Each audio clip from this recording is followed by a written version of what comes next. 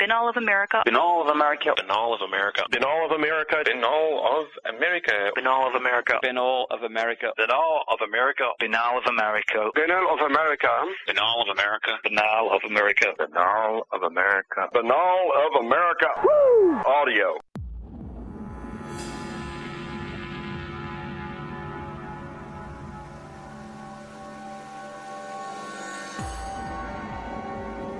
Get ready for another leap in thought, in attitude, in approach to life. The old ways are dying. A new world is being born. Maybe we've gone through this before, as some of us theorize. Maybe we didn't meet the challenge. Maybe we're being prepared to meet the challenge and this time survive better than we were before. Ladies and gentlemen, Binal of America!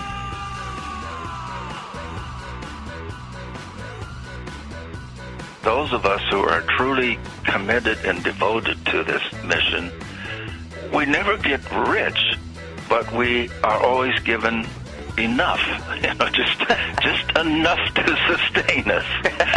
That hits right at home. yeah. Yep. I'm just getting just enough, whether I like it or not. Well, I can tell you, Tim, don't look forward to getting any more. I did look at your exhaustive list of books and was happy to say that I haven't seen any 2012 books by you, so... No, and you won't. Thank you. That's why this man's on the season finale, folks.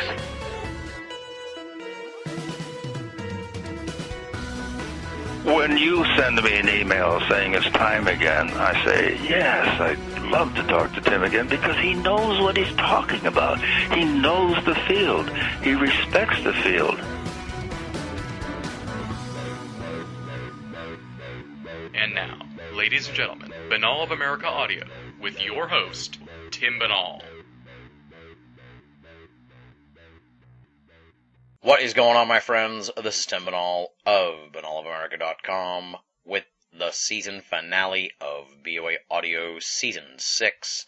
That's right, folks, the long and winding road that has been BOA Audio Season 6 comes to its conclusion here this week on the program, and we have got an absolutely mammoth edition of the show. Brad Steiger for nearly 2 hours, Whitley Strieber for about a half hour, but I'm going to talk a little bit about that in just a moment. And I guess teasing more stuff into the future, tune in to the end of the program where I'll reflect more on Season 6 and tease you about Season 7. Just because it is our season finale here for Season 6 does not mean that is the end of BOA Audio. We have got some amazing plans for the next chapter of this program.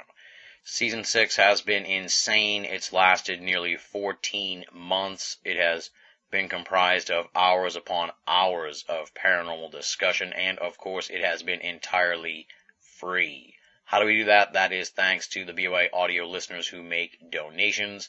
So, if you have been enjoying the program all these months and you want to help out the show, there are two ways to do that, and all that information can be found at Binal of America. We say it at the end of the program all the time, but for the folks who have not heard it before, no donation is too small, and all donations go towards keeping Binal of America and BOA Audio commercial-free, up and running, and freely available to all of our great readers and listeners the world over. Now that we've taken care of all of that, let's get down to business here on the festivities that are the BOA Audio Season 6 season finale. As I said, a nearly 2-hour conversation here with Brad Steiger covering a myriad of topics. As longtime BOA Audio listeners know, Brad Steiger joined us to close the book on Season 2, which was one of the more difficult seasons of the show. And Season 6 has been pretty much on par with 2 as far as the potholes in the road. So I thought it was perfect to bring Brad Steiger on here to really help us say goodbye to what has been a difficult season of the show. And really, it was a fantastic conversation. As we've been saying here, it runs nearly 2 hours and covers just so much stuff. In putting together the preview here, I just made a list of all the big topics. So let me run them down so we can get things rolling as quickly as possible. Over the course of the conversation, we're going to discuss World War II table tipping, how the internet has changed the paranormal, 2012 and apocalyptic thinking, ancient civilizations, the hollow earth, parallel species living on the earth like elementals, the UFO phenomenon and ufology, Long John Neville, Aleister Crowley, paranormal research in the 1960s, and the state of the world as we roll through 2012. Plus, lots of really thought-provoking wisdom from the iconic Brad Steiger. This, my friends, truly is a landmark episode of the program and a conversation for the ages, as Brad Steiger makes his long-awaited return to BOA Audio and helps us close out Season 6 in style. Truly, Brad Steiger needs no introduction, but I shudder to think there are some folks out there who are unfamiliar with Brad Steiger, so let's give you the bio. Brad Steiger is the author/co-author of 170 books with over 17 million copies in print. His first published articles on the unexplained appeared in 1956, and he has now written more than 2,000 articles with paranormal themes.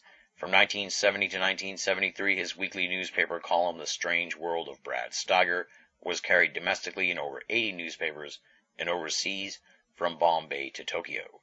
He was born in Fort Dodge, Iowa, on February 19, 1936, and he's married to Sherry Hansen Steiger, a licensed and ordained minister, herself the author or co-author of over 22 books. He has 2 sons, 3 daughters, and 6 grandchildren. His website is www.bradandsherry.com. Pretty simple, all one word, bradandsherry.com. Check it out. And now, without any further ado, let's rock and roll. This interview was recorded on January 31st, 2012. Brad Steiger on the season finale of BOA Audio, Season 6. Ladies and gentlemen, welcome to the season finale of BOA Audio, Season 6. And without having even begun the conversation, I can tell you folks that you're in for a real treat and almost certainly a classic edition of the program. Our guest served as our season finale guest way back in Season 2, which is stunningly 5 years ago at this point, almost 5 years, and I can't believe it's been so long since we've had him on the program. I mean, the platitudes you could use to describe this man are just, I can't even stop if I start. He's an icon. He's a legend. He's a first ballot Hall of Famer. He's one of the all-time greats. He really is truly one of the greatest minds and contributors to this entire milieu of the esoteric, not just one particular genre, but all of them across the board. His contributions are amazing. He's written over 170 books. Let that sink in, folks. 170 books. First published his first book in 1965, and beyond that, he's written over 2,000 articles. The first article being published in 1956. That's just unbelievable to me. I was born in 1979, so that's like double my lifetime, I think. I'm not sure. I haven't done the math, but certainly close. So he's been in this field just for such an amazing length of time, and as I said, he's one of the all-time greats, and it's always a thrill to speak with him, and he's bailed this program out twice now at the end of 2 very difficult seasons, so I can't thank him enough for being there when we needed him. Ladies and gentlemen, the incomparable Brad Steiger is back. Thank you, Brad, for coming back to BOA Audio, helping us close another season. Oh, it's my pleasure, Tim. I certainly enjoyed when we spoke before, and I'm looking very much forward to it again. Absolutely, absolutely. I was thinking back on that today and over the past week or so, and have been just really looking forward to it. Well, as I said in the introduction there, it's been 5 years since we talked. And it doesn't seem that long. I know. I know. It's very paradoxical. You say back in 2007, and it's like, well, that sounds so recently, but the world has changed so much since then. When you wrote and said, I think it's time to be on again, and I agreed, and I thought to myself, yeah, it's been 2 years at least. I didn't think it was 5, but I know. as you say, tempest goes on. Absolutely, yeah. Now, I guess we talked a little bit about this when we talked originally, and I think it's a good place to sort of kick things off here. And that's just sort of, you've been in this for so long. What drives you to keep going? What drives you to keep doing this and not, just head out to the lake and go fishing or, pick up fantasy football or something? Well, what can I say?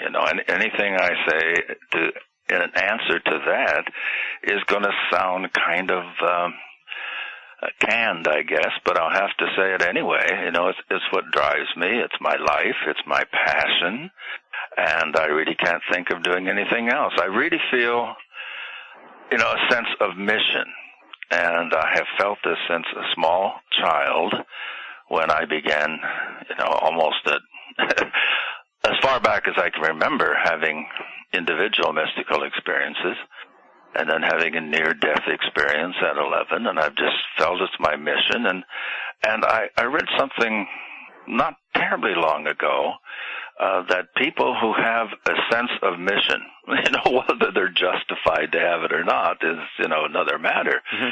But if you have a sense of mission, then that truly, I have to choose my words carefully now, it makes you feel not special as a human being, but that you have this goal that you have to accomplish. And everything you do has to somehow fit into the sense of mission.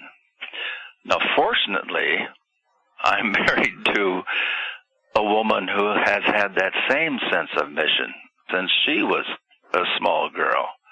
And I don't know, if it works that well, if unmissioned people marry each other.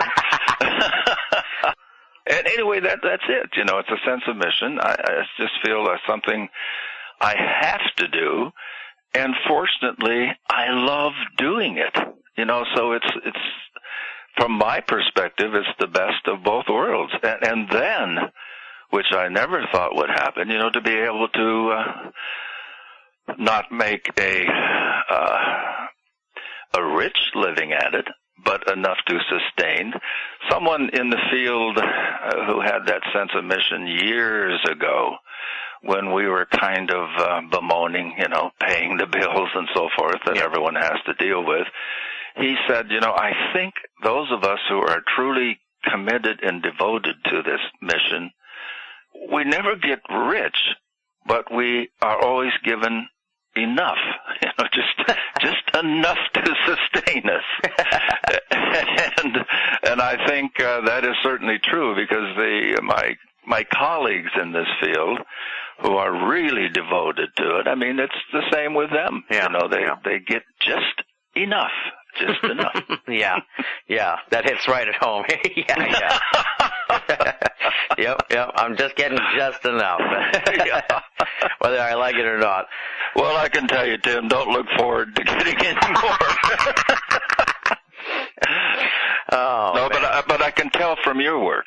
I sense that same sense of mission and purpose.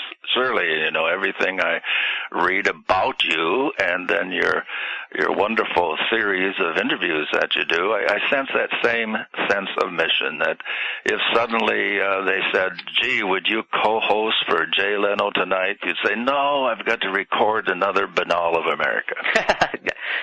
I don't know what kind of offer they got there. No, I know exactly what you mean. Well, it's an interesting, once you're in this and you're sort of chasing these mysteries, it really, it changes your perspective on the world in a way. You don't really, it does. I don't certainly know.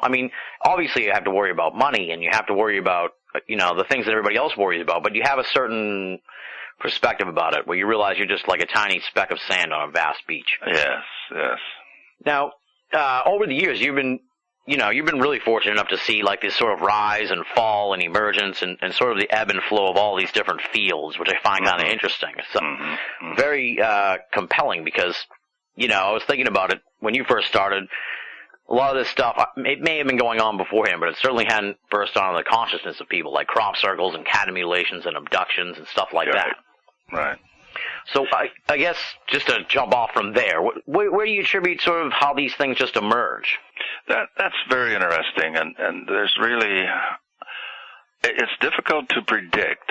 Now, you can state some of the obvious, that in times of stress, warfare, I was a tad in World War II, and I can remember how table tipping was so popular among people who really, you wouldn't think of it now in retrospect. And of course, as a child, I couldn't judge the worldview of the adults around me.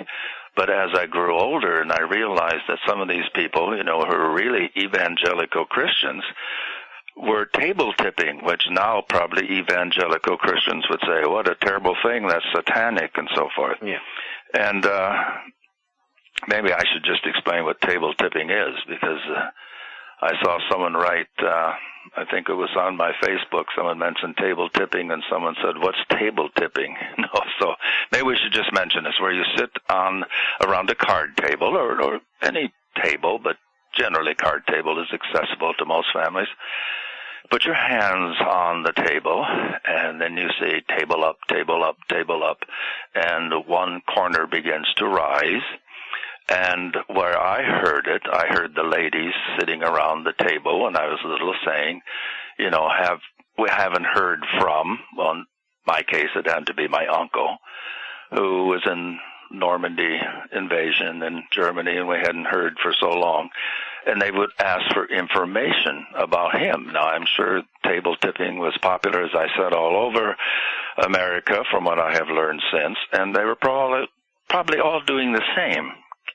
Can we get contact? Now, people who normally would not even think of entering the spirit world or going into some of the more esoteric aspects of our field were engaged in it because of the stress. Now, again, the young people today see their relatives in Iraq or wherever calling home, looking at each other on a set, and having a contact. We're still not happy they have to be there, and neither are they, but they see it as their mission, serving their country. But in that time, in World War II, we wouldn't hear from our relatives for months, and then the letters would come with half of the letter blacked out. Oh, wow. Because they went through a censor, you see, before they could reach the family. Huh. So there really was that awful period, long periods of time where we didn't hear from my uncle, we didn't hear from my cousin, what is happening. So moments of desperation, moments of terrible soul anguish is when people, as I say, this is kind of classic and almost cliche, will seek other than normal means of communication. So we see this as a cycle, beginning with the spiritualist movement before the Civil War and during the Civil War. And it's amazing when we see the statistics of how many millions of people consider themselves spiritualists at the time of the Civil War. Now, they might also go to the Baptist Church or the Catholic Church, but then some of them were completely devoted to spiritualism, the Fox sisters, communication, and so forth. And the spiritualist movement,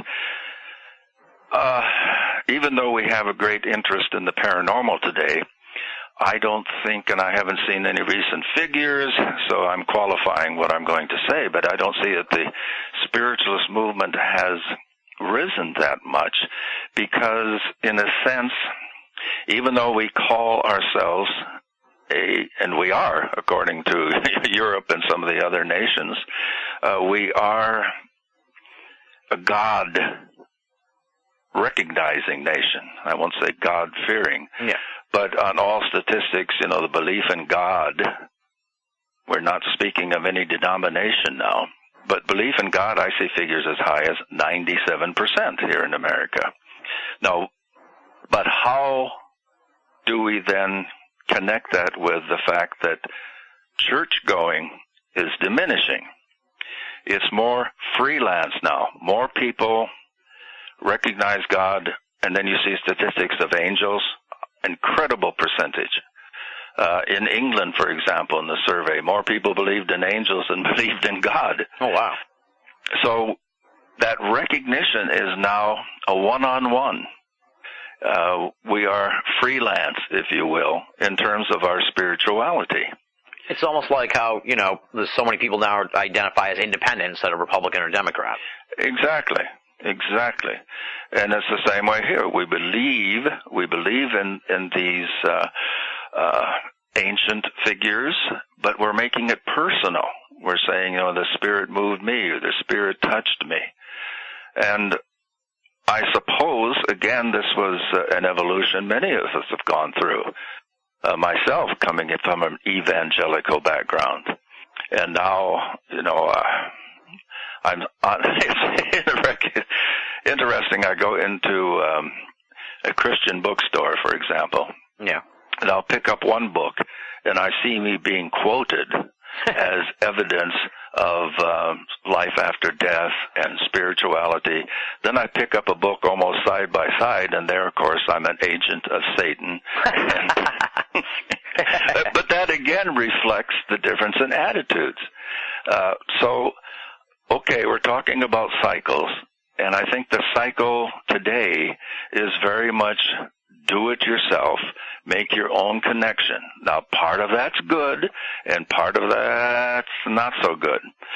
With our ghost-busting groups, for example, Sherry and I often joke that every community in the United States with a population over 400 has its own ghost hunting group now. Now, in one sense, that's positive. In another sense, talking to some of them, their only background, their only study in the field. I mean, they haven't read Hereward Carrington. They haven't read Crooks. They haven't read all the giants of paranormal research. What is their background? Watching a ghost program on television and maybe reading one or two books. They're experts.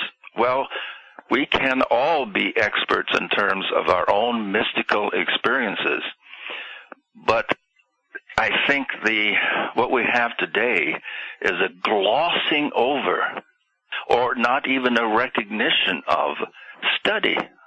The time you should spend in study of the field. What has been said before? What has been done before? What are we really dealing with? Instead of watching television programs where well-meaning, well-intentioned people walk through dark places, sanitariums, hospitals, old prisons, bumping into each other and frightening each other in the dark. Exactly. You can kind of connect that in a little way, that sort of idea, to a bit to ufology in a sense, where it's like, if you really want to get into it back in the day, you didn't have sort of the TV shows or the internet and everything, and you had to actually do the work of reading the books and then contacting these people and sort of, and it was kind of self-policing in a way, where you had to, if someone didn't think you were doing the work, they probably wouldn't give you the time of day. So Exactly. Now it's like, now people don't have to go to a higher authority of, not like a higher authority of power, but a higher authority of knowledge. They don't seem to have to take that step, it seems. Right. Tough. And this is what I say, we can't evaluate the results of this yet because we're in the midst of it happening. But we were talking about cycles and in this field, so just step back when I really began with the first books, and you noted the first article and the first books and so forth. At that time, there were only very few recognized writers or authors in the field. And then Time magazine, I remember, came out with an article on the, I can't remember if they didn't call it a cult, maybe they did. But anyway, they gave a figure of outrageous millions of dollars that the field was making. Well, when I pushed on that, I found out that they were including Star Wars. Oh, wow. Because that was kind of paranormal, kind of mystical. with it, may the force be with you, and so forth.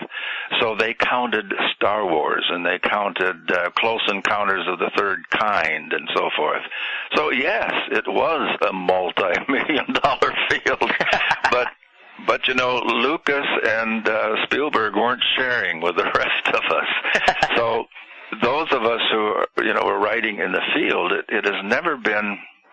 Oh, there have been occasional bestsellers, I suppose, but you get kind of the basic advance in 2012 as you got in 1966. I mean, it's. I have been blessed, fortunate, to have a base of readership that publishers can justify printing my books and our books. But in terms of, great, as we were talking before, and I don't want to play this because I'm not doing a, pitiful Paul. I don't mean that at all. But if you're truly devoted to this field, you really must go into it with the idea of mission, that what you're communicating and sharing with people has to be your goal. If it's to make a quick buck, it's never been there. And it surely isn't there today. Yeah, absolutely. Well, you see that kind of with the ghost thing. I feel like, though, the ghost thing's sort of slowing down a little bit. I'm hoping and feeling like the air is coming out of that balloon finally. Yeah, and there, of course, Tim, that was a two-edged sword, wasn't it?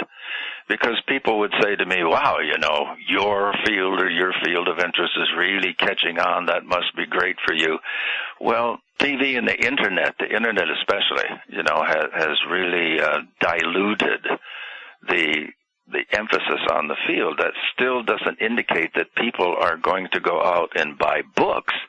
People are simply going to watch television and their Internet more often because Internet is incredible. I mean, everything is on it. We, even our children didn't have Internet, of course. That's how old we are, you see. Or I am. I won't speak for Sherry. She agreed. Okay.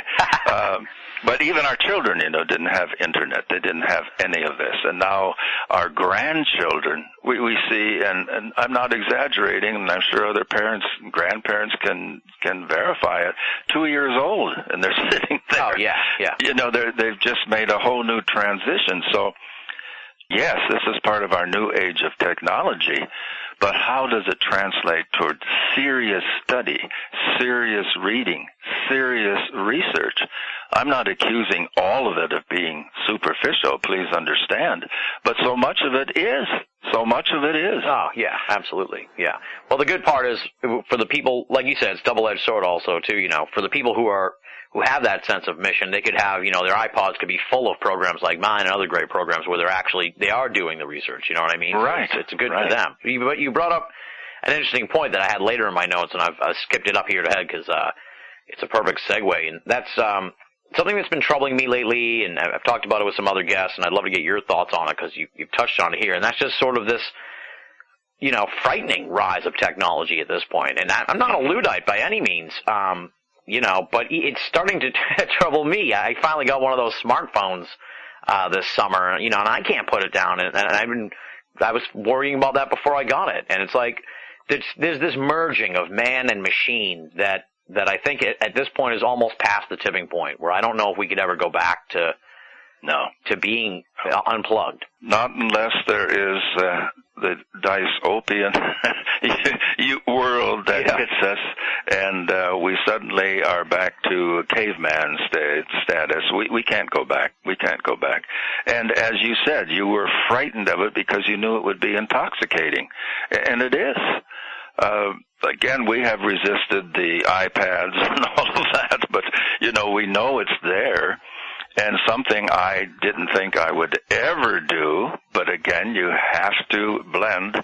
An agent friend of mine wrote me not long ago and said, Brad, you have reinvented yourself so many times over your career. Well, I've reinvented again by the new series of ebooks that I'm putting out through Visible Ink Press. This was something, an ebook, I'm a disciple of linear type. I like holding a book in my hand and turning the pages and smelling the odors of ink and so forth. And in beginning, when I was in college working in a print shop and, setting the type in the stone blocks and tying them in with string and going to press and so forth, I feel like I was there with Ben Franklin, compared to today, but it is intoxicating. And it does pull you in. So, the Real Nightmares series now started in last week in October, and we have been doing one a month, but it'll probably now go to every other month now. But that's been an experiment and something I didn't think I would ever do, is, have e-books. But, and it's building slowly and seems to be working out, and it's kind of my putting my toe into the waters of the new technology.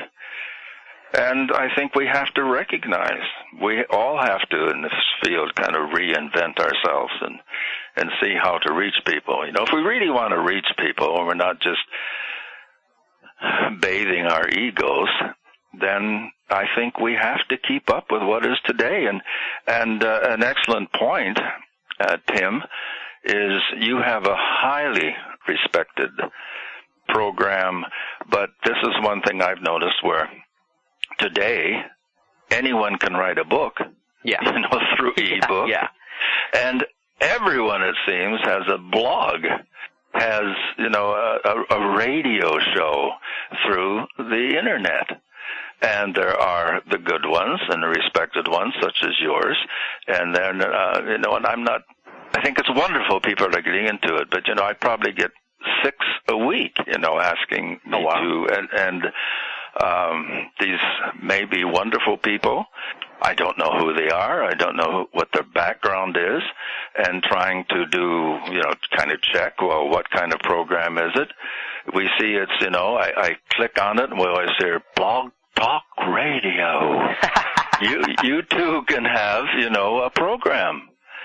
And it's when will it be surfeited? When will the field be completely surfeited and there's just no more room for this? Or is this the new trend and we should embrace it and say, yes, this is a new means of contacting? But again, for the people who write to me who are really good writers, they want to have their book published. They want to have the work and fulfill their mission. Where is the space for serious research today? Where is the space? I mean, well, do you just become one of 10,000 or more blogs and 10,000 or more people who are self-publishing?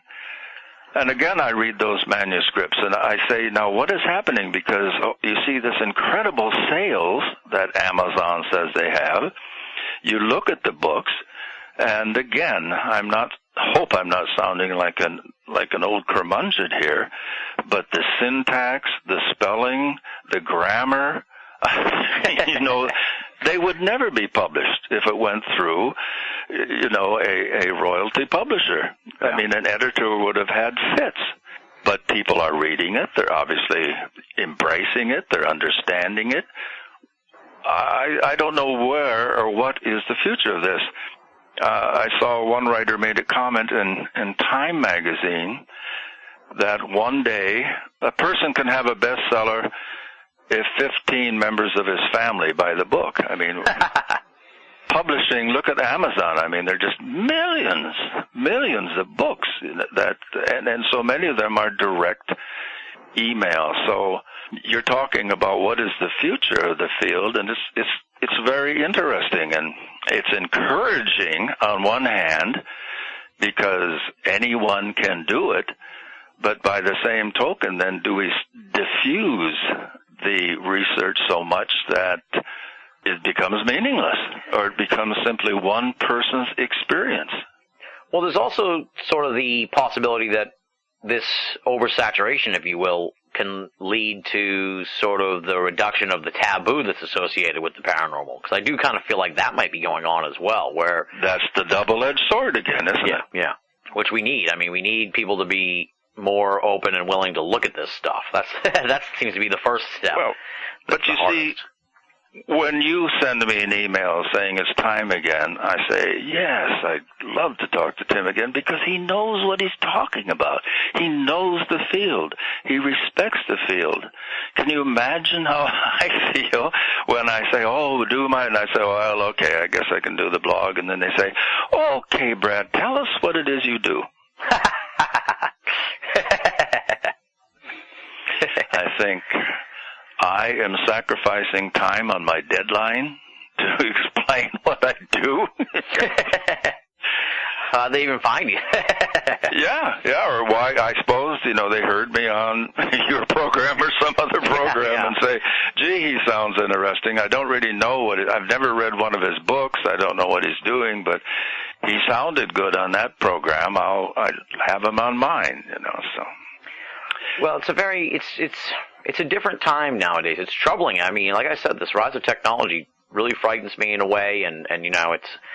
Well, I try not to harp on this thing. Although I did look at your exhaustive list of books, and was happy to say that I haven't seen any 2012 books by you. So. No, and you won't. Thank you. That's why this man's on the season finale, folks. He knows what's going on.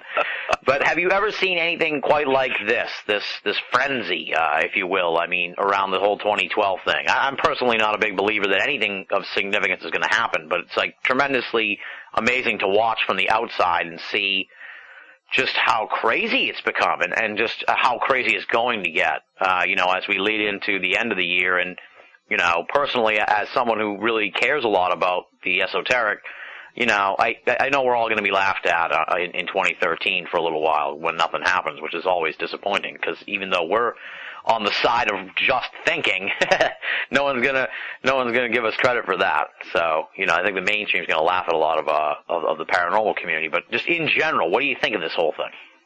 Well, it's again cyclical, and if you study history, as I guess I've always been a history buff, I joined History Book of the Month Club when I was 12, so I've always had a passion for history and was a history major as well as an English and psychology major.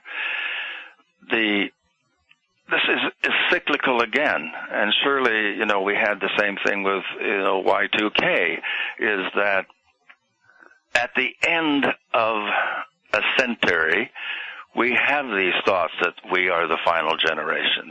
And we can go back through history and see that the final decade in each century, people had thoughts of apocalypse. Yeah. We begin with Christianity, which is an apocalyptic cult. America was founded in apocalypse because Christopher Columbus, few people know this, he wasn't looking for a new world. He was looking for a place for those who survived the apocalypse to dwell. Oh, wow. He was an apocalyptic individual. See, I never knew that. That was his mission. Wow. I mean, of course, we've colored it through the ages, but he was very much, and he was a devout Christian, and he felt that he, it was part of his mission to find a place where those who survived the apocalypse to begin a new world. So again, it's interesting, I'm looking for a new world, but it was a new world for the remnants to survive. And he was, again, we have so many apocalyptic thinkers through the ages that have influenced this. And unless you study and what their true motives were, of course, the passing decades, passing time have colored it, and he discovered a new world. Well, yes, but it was to be a new world because after, of course, the great Armageddon, those who survive will join the new world for the 1,000 years before Jesus comes and puts an end to it all. So he was looking for a place during the 1,000-year period that the new people could begin and to function. So America begins with this idea that the world is going to end.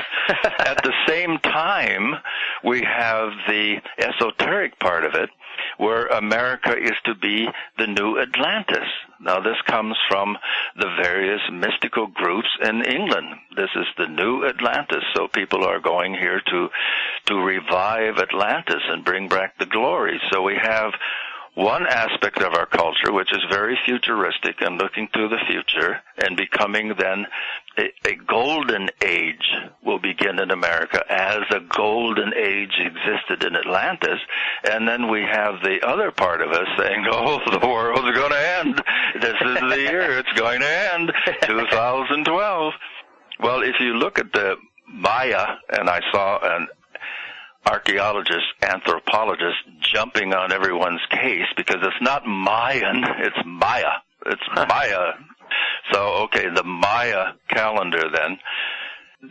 There's a cartoon that's going around. I bet you've seen it too, where the Maya artist is making the calendar and saying, oh, I've run out of space. Oh, well, who cares? And again, from what we can study in an objective way, is the best you can give this whole end of the world scheme is for them it was an interim period. It's the end of one world, a new world is beginning. And I think there's a lot of truth in that, and I think we see it in every aspect of our culture and society. I did a book years ago called Roadmap of Time, which was built on the research of two scientists who had done an incredible research of cycles of history. Just marvelous. This is before computers. They did the work, but they had like 1,000 volunteers going out and searching tree rings and various cultures and so forth. And they predicted back in the 40s, their work, I'm talking about Maxwell and Wheeler, their work was so precise that Nazi spies tried to steal it at the beginning of World War II so that they would see when the most propitious times for invading countries would be. It was used, and I acquired it from people who were getting rich off the various markets, playing the markets according to it. And then they felt they wanted to share it. They asked if I'd be interested in doing a book, and I literally, I'm not exaggerating, a trailer truckload of research was delivered to my office. A trailer truckload. Oh, my. Well, like a, little moth going through all this, I ferreted it out enough.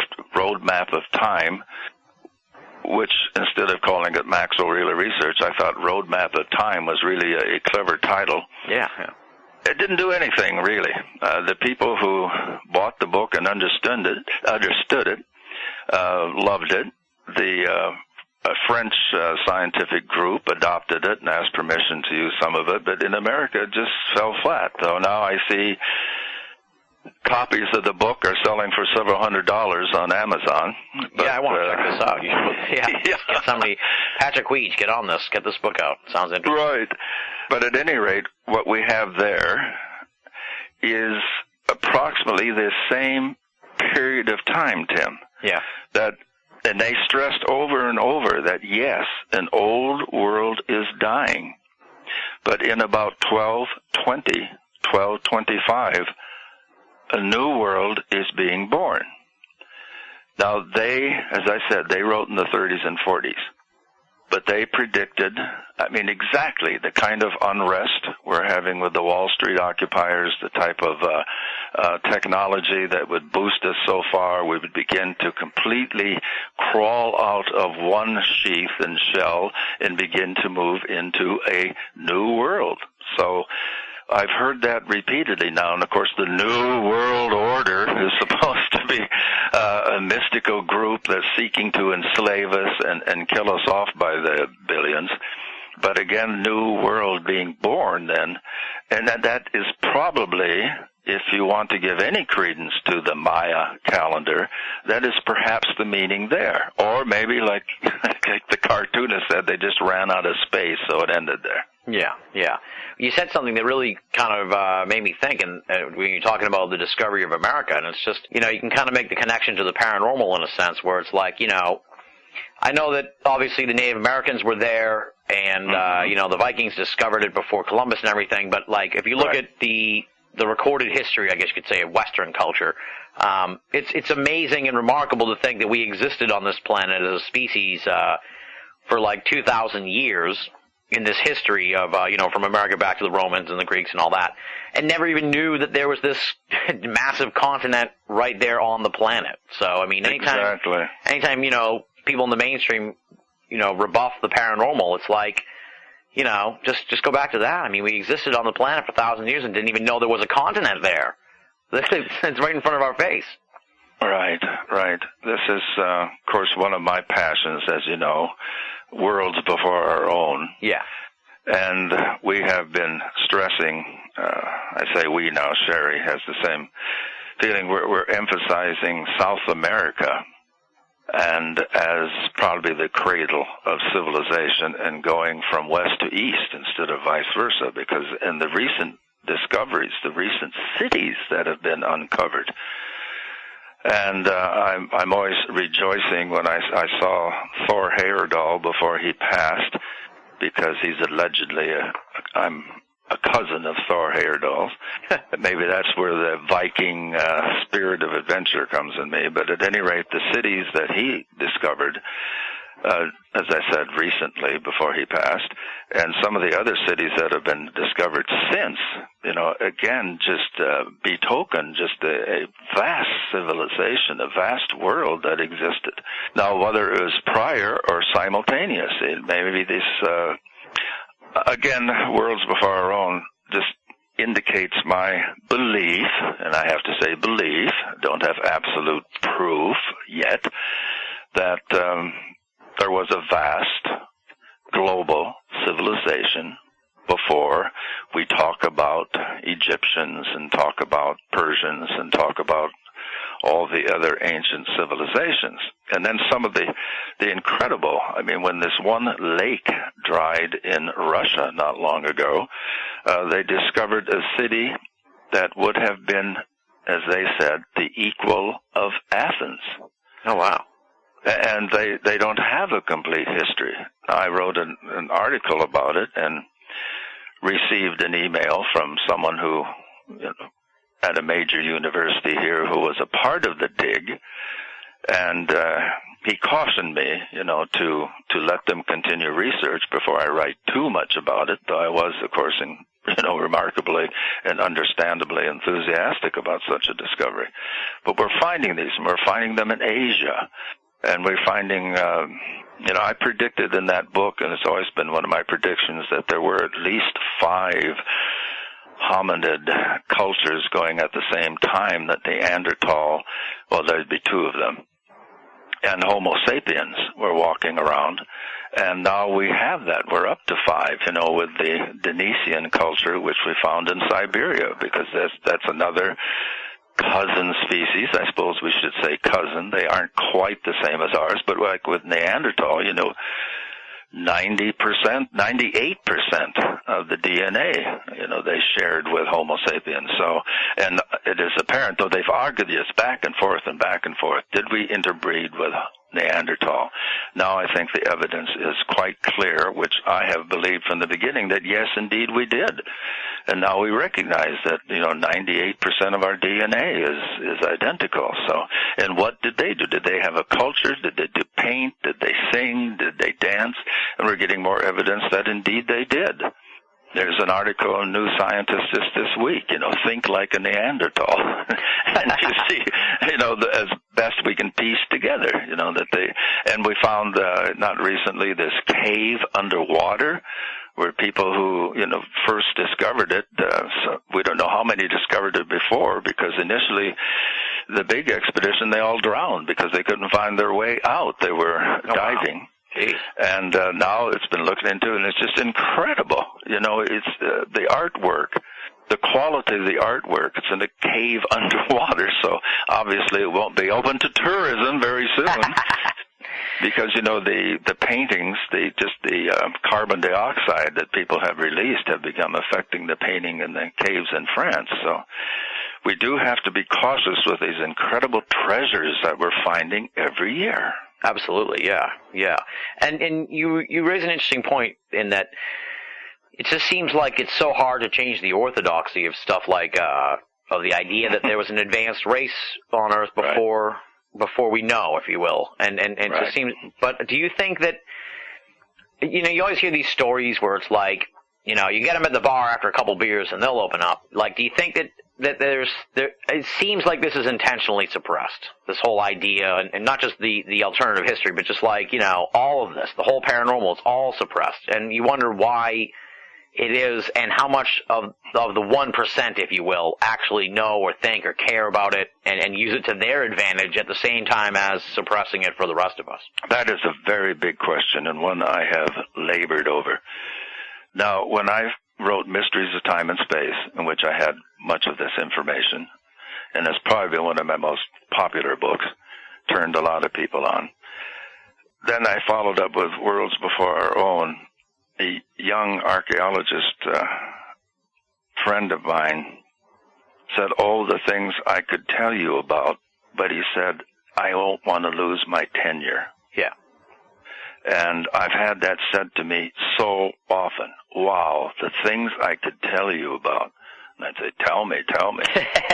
And I remember this fellow said, he said, for example, I could tell you about the Neanderthal cave that I researched, in which I found metal knives and forks.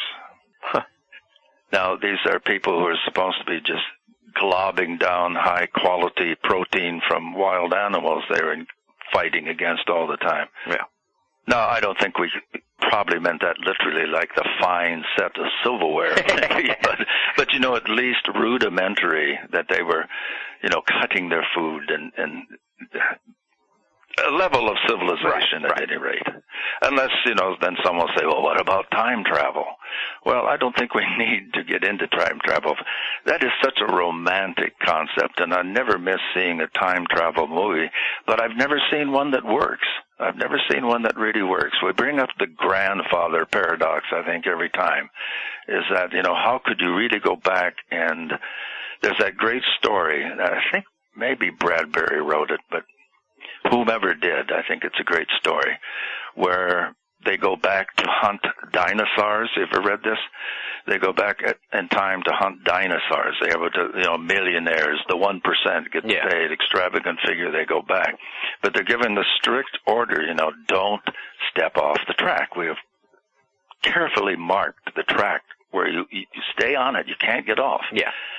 And this one fellow steps off, but he only steps on what looks like a little butterfly or a moth. So he says to himself, that can't have changed anything. I mean, I couldn't have done that. He goes back to time and finds that there's no letter E in the alphabet. So, and of course, E is one of the most common. But that indicates just that paradox, I think, that exists in being. How could you not, unless you don't interact? It's like some people have said the UFOs, and there's time machines, time travelers.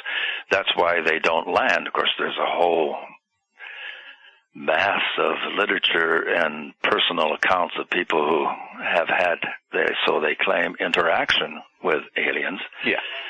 But the ones that mostly just seem to be flying over, that they're just observing. Well, if it's like that, if it's like, the display in a museum where you can't get out of the cart, you just drive by and look at things, that is, I suppose, a possibility. But otherwise, there's always the grandpa paradox, that we would affect something, or if you should be killed, or if, what we mean by the grandpa paradox, I assume everyone knows that. What if you go back and you kill your own grandfather? Would you still exist when you got back? Which is an unanswerable. By the same token now, with quantum mechanics, physics, and again, in scientific publications that we subscribe to, every issue they're talking about alternate universes and alternate realities. And gosh, I think I'm reading science fiction from the 40s when I was a kid, Yeah, exactly. And now it's become something orthodox scientists talk about, though I don't know the unanimity, but there's certainly acceptance, theoretically, of different universes and different multi-dimensions and so forth. So all of these things we are I hope, reaching some kind of apex of respectability for a lot of these theories that some of us have been. I remember a review of Mysteries of Time and Space when it first came out in the early 70s. I think it was in the Baltimore paper or one of the big papers said that Brad Steiger has given science fiction writers enough for the next several decades. And of course, I was writing it not as science fiction, exactly. But the footprints in stone and the remarkable skeletons that have been found, and the Homo sapiens skeletons that have been found in rock indicative of 500 million years, and that's a fascinating thing too. This was after it was dug up at the Big Indian Mine in Utah. It was sent to the University of Utah, and from what I can find out, the bones never arrived. And someone said, well, cover-up, university cover-up. Well, here again, remember, this is a Mormon university, so if anyone would celebrate to the world that a skeleton of a pre-civilization, it would surely be someone of a Mormon background, because that would, again, prove, quote-unquote, prove, the Book of Mormon. Yeah. Interesting. Yeah, well, you get the impression that there's those in the know don't want us to know, and it's very troubling. That is troubling too. Where yes, it is. You wonder. You always get into the whole idea of if it's for our own good kind of thing. We can't be trusted with this kind of knowledge.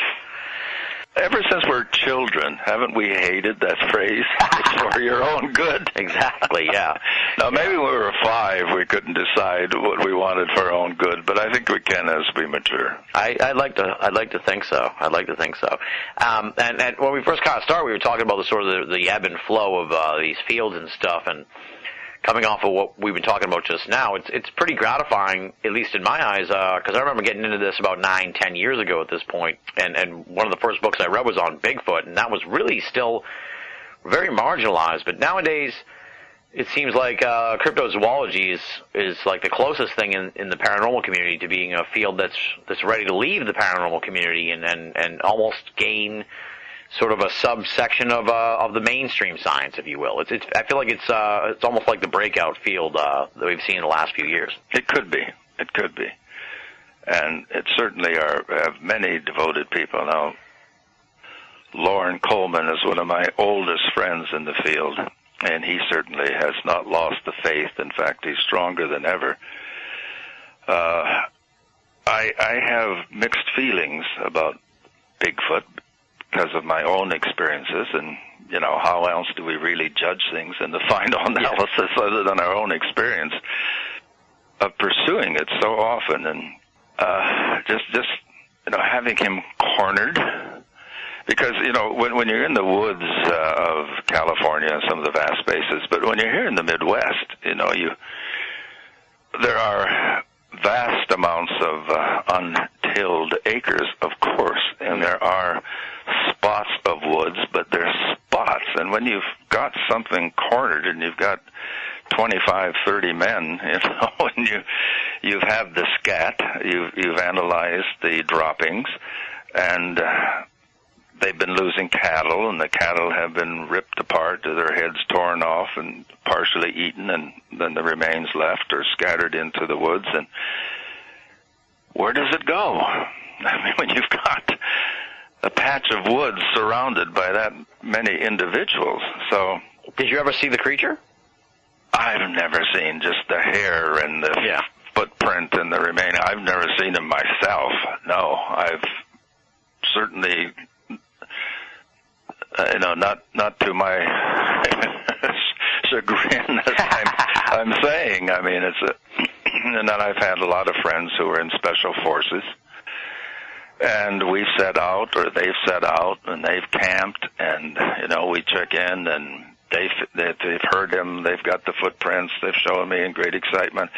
I send friends from special forces to different areas to report for me when I can't do it, and these are guys who can, live off the land. Yeah. They could, like they said we could be Bigfoot. They've said about themselves we could go in and no one could find us. So you see what I'm saying there is they believe such a creature could exist and be unseen. But I've just, way back in, I guess it was 66 or 7, I said there's a UFO connection between with Bigfoot. And I was going to write an article for Saga, and John Keel said, "No," he says, I'll bet you can't make a case for it. So my article came out, and John was big enough to say, yes, you win the bet. He says, you did make a case for it. Well, I'm not saying it's the final answer, but I think in so many instances we're seeing a multidimensional creature. We're seeing a creature it's here for a while, solid for a while, leaves footprints, leaves scat, leaves hair, and then is gone. Because, again, not that I'm the final answer, but all the times we had him cornered. Yeah. Well, I've spoken with Rick Redfern a lot on this, and you know. Yeah, I was just going to say, Lauren and I, we just don't discuss it now because we disagree. I was just going to say, but I have found an ally in Nick Redfern. He believes as I do. Yeah, especially, when you look at some of these cases of like the UK Bigfoot, how it just wouldn't be sustainable. But you sort of bring up sort of an interesting point, and I had these in my notes, and I know you've written about these types of things in the past, and that's just sort of like these, for lack of a better term, sort of like these parallel species that we very well may be sharing the Earth with, and then people write them off as Disney characters, but like elves and fairies and going so far as like the Jinn and things like that. I mean, there's quite a history of sort of this parallel, parallel menagerie of creatures that may be with us. And I'm very much a believer. Again, we distinguish when we say, I don't think we say we know. I think if we're cautious, we say, I believe this. Exactly. And I'm very much a believer in that. And I think that answers so many, because it's been with us always, Tim. We have these accounts of these beings as far back as when we started, putting the accounts on, chipping them on stone. They've always been with us. I think it's a companion species. And having, my first interaction when I was not quite 5, but, it's emblazoned on my mind, where I literally was eavesdropping and saw such an entity, which I probably wasn't supposed to see him. And in one way or another, we've been connected all of my life. We've been interacting. And every once in a while, he demonstrates that he's still keeping an eye on me. It's strange and unfortunate, too, that I think that these things were much more accepted up until the modern times. Now they have to dress up like astronauts. Exactly. No, I think that's the difference. I mean, so much of the UFOs that I've seen, obviously, I cannot offer a final definition of what can be a physical craft, but I just can't believe they're physical crafts. The type of maneuvers and the splitting apart and coming back together, and they just do not seem as they could be physical. When Sherry and I were in Peru, and the shaman said, I'll take you where you can see the angels going in and out of the water, which is what most of them call UFOs. They call them angels. But, we had to go at night. We couldn't see where we were, and he wouldn't tell us the name of the lake. So when we arrived, we didn't wait very long, and we did see the angels going in and out of the water, bright, glowing orbs of light. And after watching for a time, Sherry just said, well, why don't you go to the left this time? And it did. Why don't you go here? Why don't you go there? And it's following her speech and it's following her thoughts. Huh. And again, I think, there's no way, at least, in my tiny brain, I cannot see coming from Alpha Centauri going into a lake. And as dynamic and wonderful as my wife is, I can't see how she can communicate with aliens going in and out of a lake. Yes. This has to be some other life form. This has to be that, somehow can pick up on the thought of the people watching. Yeah. I mean, obligingly. Why would, And the other time I saw, and many times that I've seen UFOs, because I call them that, I can't think of a more tangible term that people understand what I'm talking about, seeming to, well, at first you think of Star Wars, so that wasn't yet out when I saw these objects, these things, approaching each other, shooting tendrils of light at one another. Now, first you think of, they're having a big battle in the sky, and they think, well, are they charging each other? Are they having cosmic intercourse up there in the sky? And I'm eavesdropping. I'm seeing something I shouldn't. And then, they flutter down to the earth. This was at the Mississippi River, where I'm crouching in the bushes one night. Go down to the river, and a fluttering leaf motion, which has often been described, and then going back up again and having this electrical exchange or whatever. Yeah. And again, I surely realize, I'm not the great Oz of the universe, but this seems that these are not craft. I mean, they seem to be living things. Right. Well, as we get into this UFO thing, I got to say, I read the 17 theories on UFOs. I thought it was just absolutely amazing. And just, if folks haven't read that, I hadn't read it when we originally spoke, so having read it recently, I was just completely blown away by how good that is. And one of you kind of touch on that in one of the theories that it stands to reason that some of these UFOs are actually just like creatures of some kind that we don't actually understand quite yet. Now, one of my mentors in the field was a marvelous man, and he always said that he had witnessed on many occasions what he thought undeniably were creatures.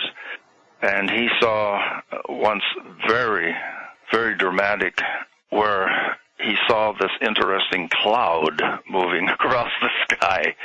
And then eventually the cloud dissipated and he saw one of these, and he believed they were living things. And Faye, that was his name, but he was a man. It was the female Faye. Has some incredible pictures, which I think, some are in Mysteries of Time and Space, where the beings were seen at night and moving across the sky. Now, he lived in Cedar Rapids, where there are numerous technical factories and electronic factories. And someone called him and said, look up in the sky, and what is it? Because he was the local expert on such things. And he saw it moving across the sky, then it'd go back, and he said it reminded him of like a typewriter carriage, for people who still remember what typewriters were, moving back and then back. And he said that one of the listening stations there in that area of Iowa, Cedar Rapids, picked up a voice, though this was not made known, but they let Faye listen to it. And he said what the object or thing was broadcasting sounded like a little bit of Cahill Gibran mixed with psalms. So in other words, inspirational, positive messages, good feeling positive messages being broadcast to Earth. Weird. Yeah. That experience has always haunted me. Faye, as I said, he was one of my mentors. He just was a marvelous individual and came, when I was just getting into the field, and here was this man who had been studying for I say centuries, because he seemed timeless. Yeah. He would approach animals. He'd approach birds. He'd lift up, and birds would come. Oh, wow. Wild birds I'm talking about. Yeah. Dogs barking at him. They just curled up at him. He when he was a boy, he had spent time and been adopted by the Winnebago tribe, and he went on the vision quest and so forth. And, and he was just a storehouse. He was the walking storehouse of the mystical and the paranormal, and he was just a very important individual in my life. Wow. And then to get back to the 17 theories on UFOs, I find it just, it makes the whole argument over the ETH look so silly when you distill it the way you did in this article, because there's just so many, I think if anything, there needs to be like a number 18, which would just be all of the above, because I feel like it could be all indeed. And that I definitely agree with you 100%. I would say all of the above, exactly. And I've said that many times since. But I appreciate that you appreciated it, Tim. And that can be found on our website. And for people who want to examine the 17 theories, I was asked, as you know, because I told you before, to send to a magazine my theory of UFOs, and I said 17 is the best I can do. Couldn't come my theory. Well, and the interesting part about it, and I guess the tantalizing part about the subject of UFOs is that it could be all of the above. Is that there's 17 possible, things that could be going on with this remarkable phenomenon that we still, are just absolutely flummoxed by. It's amazing. And one of the ones you mentioned is Hollow Earth. It seems like I give you credit for giving it credit, because a lot of people want to write off the Hollow Earth. But I always find it one of the more enchanting concepts in the world of the esoteric. It's interesting you mention that right now, because I just received, Sherry and I, we have, we get emails, of course, from all over the world, but a French correspondent of ours just said, are these sounds we're hearing? They must be coming from Shambhala. So there we have the Hollow Earth, one aspect of it, certainly. But the Hollow Earth theory, the whole concept of having a prior civilization, just realizing how harmful the sun's rays could be, for one motive, to go under the earth, and then the prior civilization that may have retreated there several centuries ago, and all of the sightings from underground and undersea that have been seen throughout all of history. So again, Hollow Earth can, of course, be a metaphor, but certainly there's enough that has inspired individuals all the way from Nazi scientists to Admiral Byrd to explore the idea of a hollow earth. Exactly, yeah, and it's like you said, it might not be certainly literal. It could be a honeycomb earth. It could be just a series of tunnels or something like that, or exactly. Ancient bases that are in mountains could, in a sense, kind of qualify for the hollow earth idea. So certainly. It's certainly something that, much to the chagrin of sort of the hardliners in the esoteric community, can't be something that can't be written off, unfortunately, or fortunately. I mean, I find it's one of those theories that I actually kind of wish was true. So, you kind of hope that there's a whole interior planet. Right. Well, Ray Palmer, of course, has to be given so much credit for keeping that alive, and he was a very fascinating individual. I drove over to spend a day with him.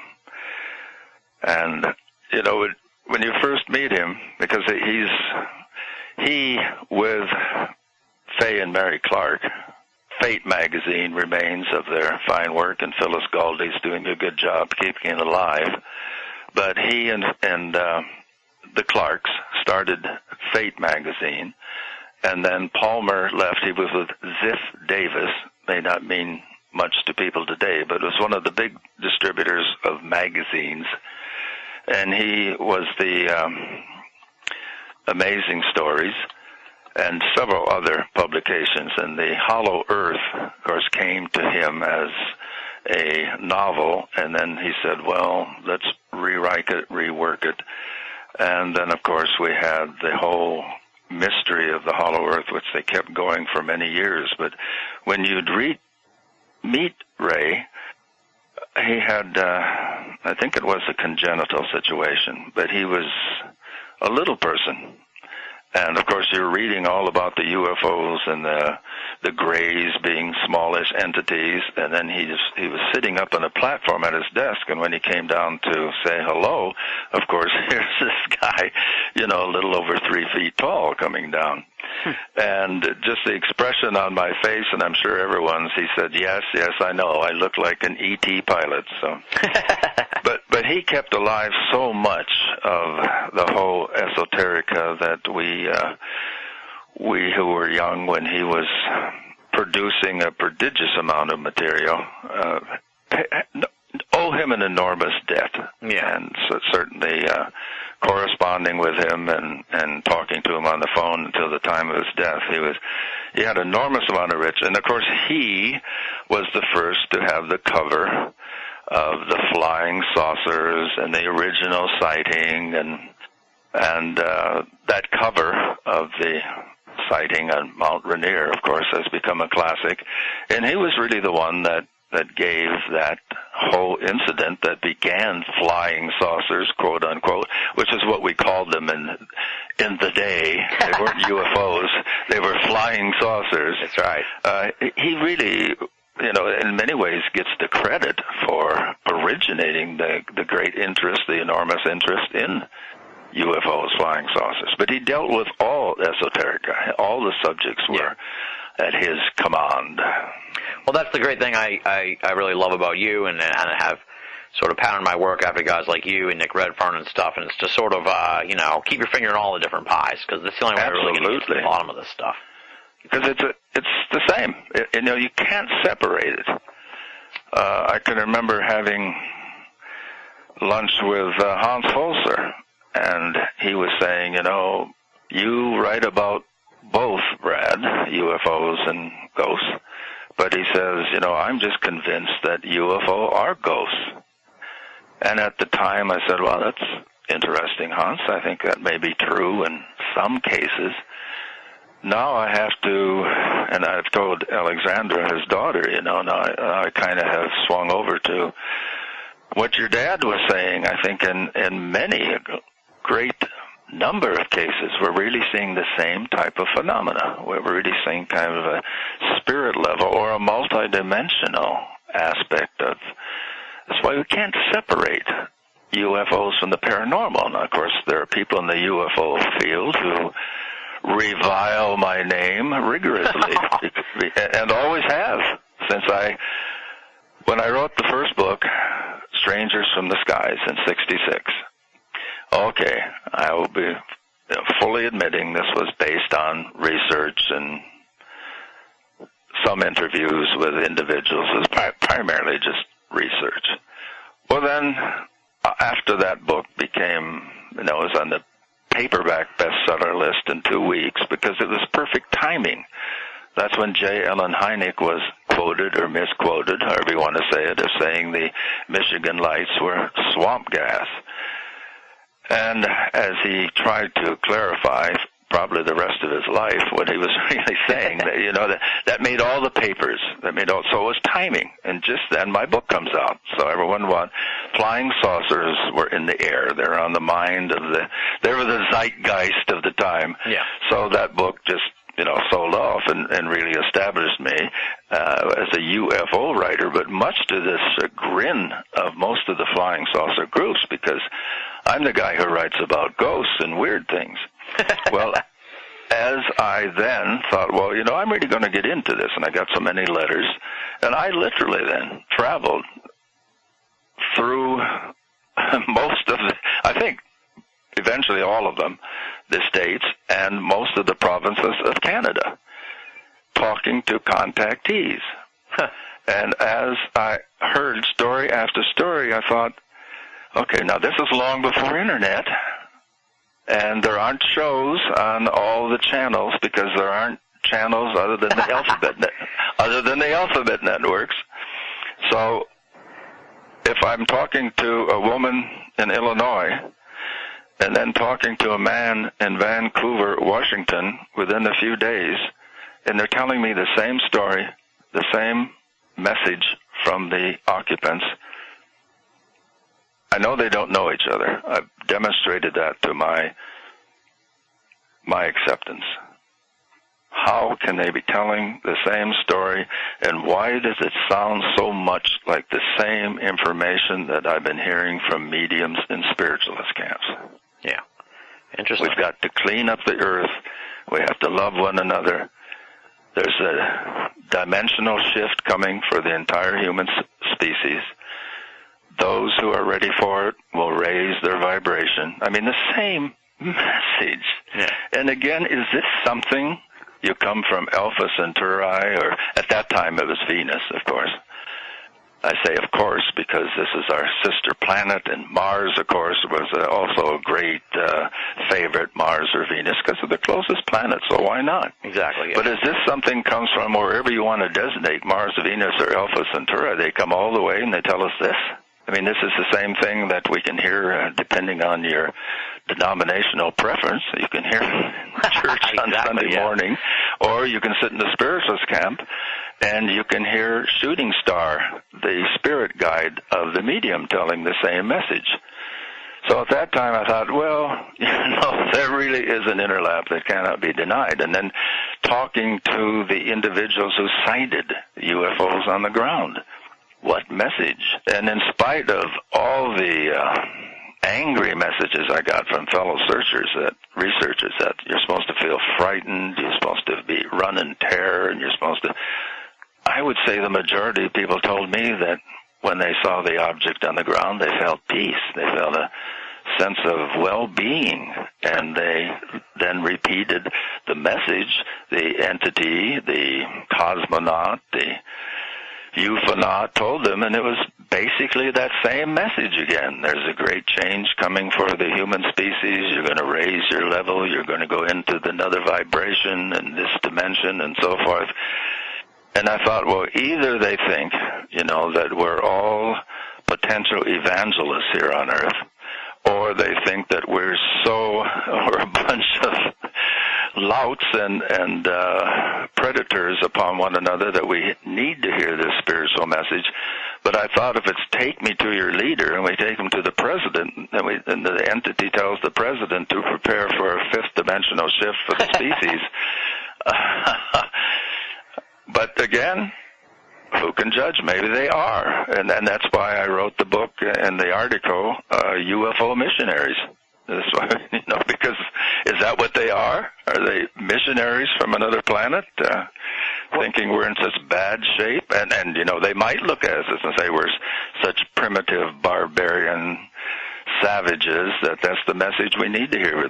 We're not ready to share their science. We're not ready to share their insights. We're not ready to back machine their fallen UFOs. I mean, right. To me, we can't separate paranormal, psychic, and UFOs. And that will upset many people when they hear me say it again. But it's just my conviction based on, wow, a lot of decades of research now. Exactly. We gotta spread this stuff around. Let's put it on the internet. You're listening to Banal of America Audio. Great heavens! What kind of radio show is this? That's a good sort of segue here to what I was thinking here as you were talking about meeting with all these contactees and stuff. I always have found it interesting, and obviously you've seen this firsthand. You saw the change firsthand, and I'm sure there's plenty of people who still have these contact experiences, but the contactee era, for what it is, that gave way to the abduction era, and it was like a very drastic change, a very stark difference between the two types of contact, no pun intended. It was when seems to have gone right from, hey, you guys are messing things up, we want to help you, to a very different scenario. And I have my issues and skepticism about where abduction research has gone today, but even still, it's a very interesting turn of events, if you will, this change from friendly visitors to people that are experimenting with us or want, it seems like wholly different races, if you will. That I feel the same as you do, and I just call them contactees. Yeah. Because here again, when you've actually been in the field and talking and going out and talking with hundreds of people who claim this experience, certainly the abduction cases, they were there from the beginning, Tim. Mm-hmm. But we thought, well, I said many times that I think the examination is, again, another metaphor. If you are initiated into certain tribes, the society puts on a mask. They come to take you from your home at night, and then you are either given certain tattoos or certain marks on your body, and now you are a member. And I saw this as, our kind of, some people's metaphor for initiation, or for, well, first of all, I think 98% at least of everything we've talked about tonight, Tim, is the individual mystical experience. These are all individual mystical experiences. So this is the experience of initiation. There's a level of the psyche for certain individuals who are ready to make a transition in their thought from a strictly servile servitude to their culture and their demand for the physical, their demand for the material. A level of their psyche says, I'm ready for the spiritual. But because I'm a child of my time, I can't just say, wow, I was on the road to Damascus and the light shined in my eyes. I have now seen a prototype.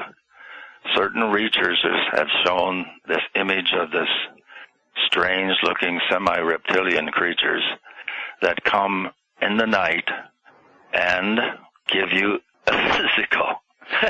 So this is an examination. They combined the mystical experience with their image of the only thing they know that's comparable, a physical exam in the doctor's office. That's why, how many describe the entities as, little doctors, little physicians? Yeah. Put them on a stretcher, poke them and prod them, and that's what a physical is. You're being poked and prodded and examined, and then these people come back and they really have the same message as the contactee, using the former meaning of contactee, but they now incorporate that they've been actually initiated. They've had the pain, which goes on so many levels of our subconscious and our memory and our genetic inheritance through centuries of evolution, that initiation requires pain. So there has to be some physical pain to accompany the spiritual transformation. I mean, the road to Damascus experience, what did Paul receive? He went blind. He went blind until someone brought his sight. See, there is that physical aspect that has to be given up or has to be sacrificed along with this mystical experience. Then, of course, there's the whole matter of the people who, the researchers, I respect them from their point of view, who say that these are physical examinations, that they are bringing about a crossbreeding of our species and theirs. They are implanting, and again, Tim, we heard this back in the 60s. Yeah. It didn't just happen in the last few decades. We heard the same stories then. But maybe we didn't give them credence, or we saw them as metaphors or symbolic expressions. And then, after a certain amount of enormous publicity given to one type of experience, which involved all sorts of sexual innuendos and metaphors to describe the experience some people had, and it just seems to be a way of mass communication. And once we see the prototype, and we see it in a movie, we see it on a screen on our television of what this person underwent. Now we have a prototype for the experience. That must have been what happened to me. They violated me sexually, they examined me, there was pain, they stuck needles in me, and all of this is combined and swirls about in one physical experience, whether pseudo or real, because we won't be final judges, will we? whether it's real, but then it is combined, a pseudo-real experience or real experience, to give them the credit there, is combined with a spiritual experience, and now it truly becomes forceful. I have been initiated. Very interesting, yeah. Makes you really think about what is going on with this. What, initiated into what? That's the scary part, What is it leading us down towards? Well, people are desperate right now for authentic spiritual experiences. That's true, absolutely. But they don't feel comfortable going back to the pews that they left when they became rational in college or whatever, and they didn't want to go back to the priest or the pastor. But they want that same kind of belonging. I want to be a member of a fellowship of, and that's the name, just coincidentally, of one of the books that we wrote about this experience, The Fellowship with Doubleday, describing this kind of universal experience for fellowship. And this gives them a pattern. This gives them a modality. This gives them an expression. And now it's estimated, oh my goodness, what's the figure? So many million of individuals have allegedly gone through the abduction experience. It's just astonishing, it sounds like. And as my good friend Tim Beckley said, my gosh, it's up to the millions now that have been abducted. When will these aliens ever? We're not that different, from one another. When will they have enough specimens and leave us alone?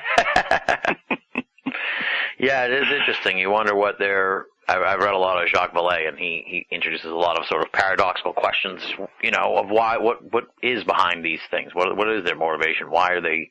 Because it doesn't seem like you said, when are they going to have enough stuff? You don't really know. Right. Now, when you were talking about Palmer, it made me think. Did you ever encounter Long John Nebel? Were you ever on his program? Yes, indeed. Talk a little bit about that experience, because that was quite a while ago, and I think really you're one of the few people I think I've interviewed that would have appeared on the program and had that experience. So I guess talk a little bit about that and what that program was like, because I'm sure people who've heard my show, they've heard of Long John Nebel. We've had Greg Bishop is a huge fan, and that's partially why I'm asking you about this, because I know that he'll be interested to hear your perspective on the program and being on the show. But tell people what it was like and sort of give them an idea of what this whole Long John Nebel thing was. Well, yes. There are so many aspects about Long John. Now, I was not on often because you had to come to New York. This is in those days, you and I are talking, either you'd have to come here or I'd have to go there, and I'd probably have to go there because you would have the studio. So if I did a show in Pittsburgh, I had to go to Pittsburgh. We couldn't do it with the convenience. So that's what it meant. So to do Long John, you had to come to New York. And I can't remember if I was on with another of my mentors, Ivan T. Sanderson, and him. I'm drawing a blank who was there. Candy Jones was, of course, his wife, and we have that whole mystical experience about Candy Jones, Oh, yeah. Long John treated me very well, and his idea was to, pretty much as you do, let the individuals talk, and people would call in with various comments. People will be offended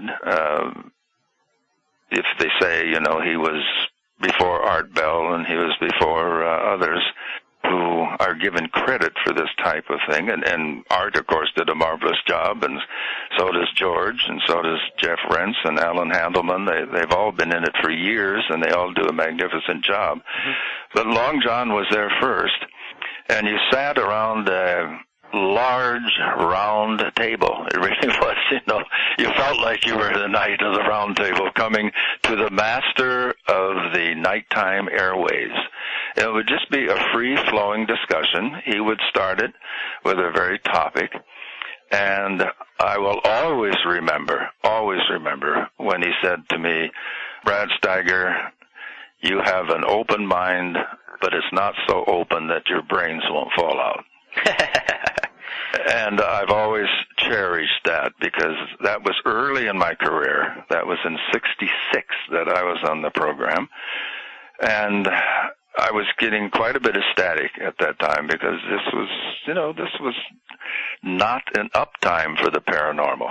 And so I was discussing my theories and so forth at that time. And Long John then was an innovator for putting this information out to the public, and it did very well. He was very successful, as we all know, or we wouldn't be talking about him yet today. Absolutely, yeah. Now, another guy that I was thinking of when I knew I was talking to you, I figured maybe you might have crossed paths with him, is Anton LaVey. Did you ever run into him? Yes. What, you're laughing. What's that? Well, we had an interesting relationship, and I recorded an interview with him, and it was frightening to me how much we sounded alike. Couldn't really tell when he was talking and when I was talking. But I had written books which he interpreted as attacking Satanism, so we had a little feud going for a while, which I didn't inspire, but he did. So we finally got together and said, well, come on, let's be gentlemen about this. And so we sat down and had a great talk. And he has left us. He left on Halloween, which I thought was very appropriate of him. I'm glad he worked it out that way. His daughter is running the Satanist church now, and forgive me, the bishop, I lost his name, so if he hears this, I apologize. Anton, of course, was not really a disciple of Satan as much as he was of personal aggrandizement, and that's really what I think you have to say about Satanists. They don't kidnap babies. They don't do sacrifices. He got a lot of publicity from getting a very attractive model to serve as his nude altar when the press would come. The whole thing with he and Jane Mansfield has been exaggerated. The Anton LaVey curse that allegedly caused her death, and caused her to be beheaded. Well, she wasn't beheaded. It's just when they first came on the scene, her wig had come off, and they thought it was a head. So Anton LaVey was a showman. He had come from a carny background, a circus background, and he knew how to pitch. He knew how to work the public. He knew how, and that still is the church, as I said, it's being maintained, but it's not. It's really disciples of personal aggrandizement. If you want to be strict and say greed, then you can, but not in causing harm to others, but in aggrandizing their own personal situation. So he was an interesting fellow, and we came to respect one another for who we really are and what our particular role is in this whole cosmic carnival. There you go. Now, was he? You said it was frightening because you guys sounded the same, and I've seen the pictures. I've seen the pictures of him, and he looks like a very frightening person. But I can imagine also, it's kind of like if I sat down to eat with Andre the Giant. After a while, you'd probably kind of just realize that he's just like you. Was he sort of more of a man than a mythos, like when you actually sat down and talked to him, Yes. Absolutely. As I said, he was a showman, Tim. He knew how to sell it. I mean, he's starting a little organization, and there are, Lord knows, thousands of organizations for people to pay their attention. So how is he going to get something? I mean, he advertises he's the devil on earth and Satan's representative, and then he had the black church in San Francisco and their human altars that suggest human sacrifice, and he just played it for everything he could. He was a showman. His background was, a circus barker, so he maintained that. He had that commanding presence, and he knew it, and he had that, of course now I sound like I'm patting myself on the back, but he had that resonant, commanding voice, and he knew how to work it.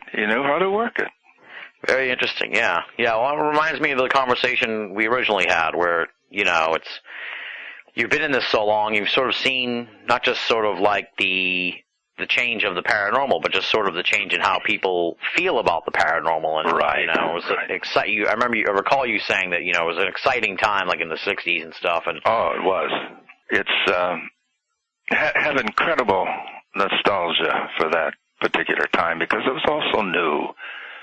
I guess we all have nostalgia for a time when everything is green, and everything is growing. But every once in a while, talking to Tim Beckley, he'll say, just remember the way it was? I mean, we just arrive and the auditorium would be packed. I mean, people, all we say is, you know, we're coming to town and giving a lecture and packed. And, of course, what we were bemoaning that is, you know, you're preaching to the choir now, which is wonderful.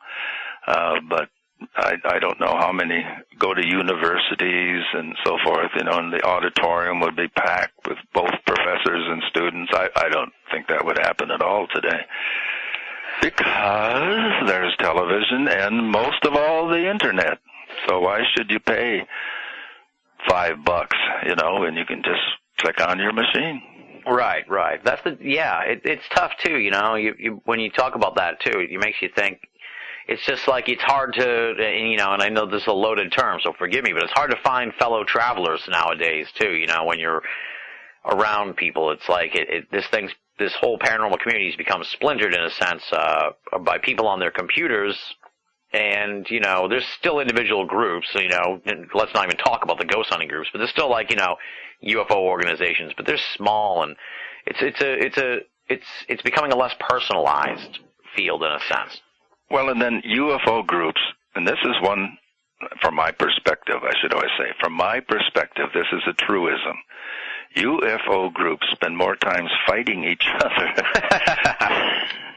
than they do in advancing their cause. I mean, this is from the beginning. This is my case. This is my case. I did the interview. You can't write about it. You can't refer to it. But, you know, your case is giving a piece of the great puzzle that I can work in with my case and what I'm writing in this article. Absolutely not. I didn't. I mean, you don't run. I've never run into that in the metaphysical field, the paranormal. Yeah. My fellow authors about the spirit world, and there's never been that. There's always been a companionship. But in the UFO field, from the very beginning, I mean, it was hostility and possessiveness, and I haven't seen it change. Right. I was talking about this at the end of the program on the last episode for folks who were listening to this. You touched on that the UFO community, as I said at the end of the show, was it's fraught with a lot of psychological issues, I guess is the best way to put it. You know, a lot of baggage attached to the community of UFO research. It's remarkable in that sense. A lot of insecurity, I find, and a lot of turf wars. Kind of like what you said about how you came along, you wrote the book. It's like there's this sort of like you're with us or you're not, us and them. It's very strange in that regard, and you really don't see it in a lot of the other communities. No, it's very strange, and it still pretty much exists. The real friends and the real researchers that I cherished from the beginning, like Jerry Clark and Kevin Randall, and I mentioned Tim Beckley, who's one of my oldest friends in the field. The sharing and the support of one another has never failed there, but then I don't know how many inroads I've made. It seems that the people who began the time when I did, and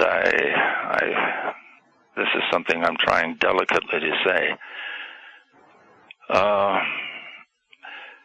maybe we had a bit more of the attitude of, let's really find out what's happening here. Yeah. Let's really look at it instead of collecting cases. Just collecting cases. But why? What's happening here? Why is one person saying this? One person seeing this? What is really behind it? And I'm not saying there aren't others than the ones I'm named. I'm just naming, people who have been personal friends of mine for all these many years. Yeah. As I say, there are many fine researchers in the field. I'm not picking, I'm just speaking from, I think, those who entered at certain times. And then there are people I notice who feel that they have new insights today, and they talk about, how much the old guard has to make way for these new thoughts. And I read these websites, and they're talking about the same thing. I haven't seen anything new yet. Yeah. They're going over the same cases, and they're saying the same things that we said in the 60s and early 70s.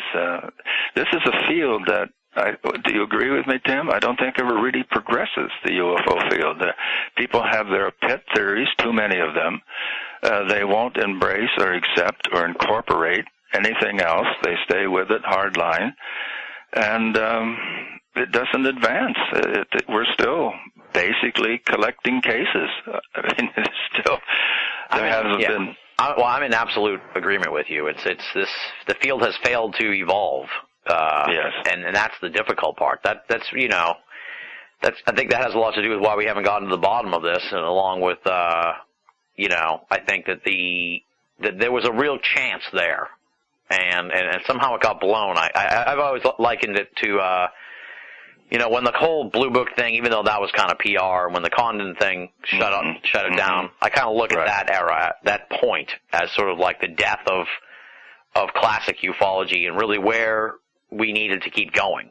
And from there, everything kind of went haywire from there, and hasn't really ever recovered from that period. Because people were willing to give it a chance back then, and now they're not. Yes. And we have a tremendously difficult uphill battle of public relations to sort of recapture people's imaginations on this. And here again, please, you who are listening, don't take this the wrong way. But as Tim mentioned, with my 17 theories, if there would be an 18th theory, say all of the above. If more people were open to all of the above, I think maybe we'd make some kind of progress, or maybe we're not supposed to. And I'm not saying that with a stentorian voice coming from the clouds, but maybe this is a science and a mindset that we're not quite prepared for yet. Maybe we're moving into it. Hynek said, before he passed, that the UFO was probably a forerunner of a new science. And I think we see glimpses that we can see parallel our universe.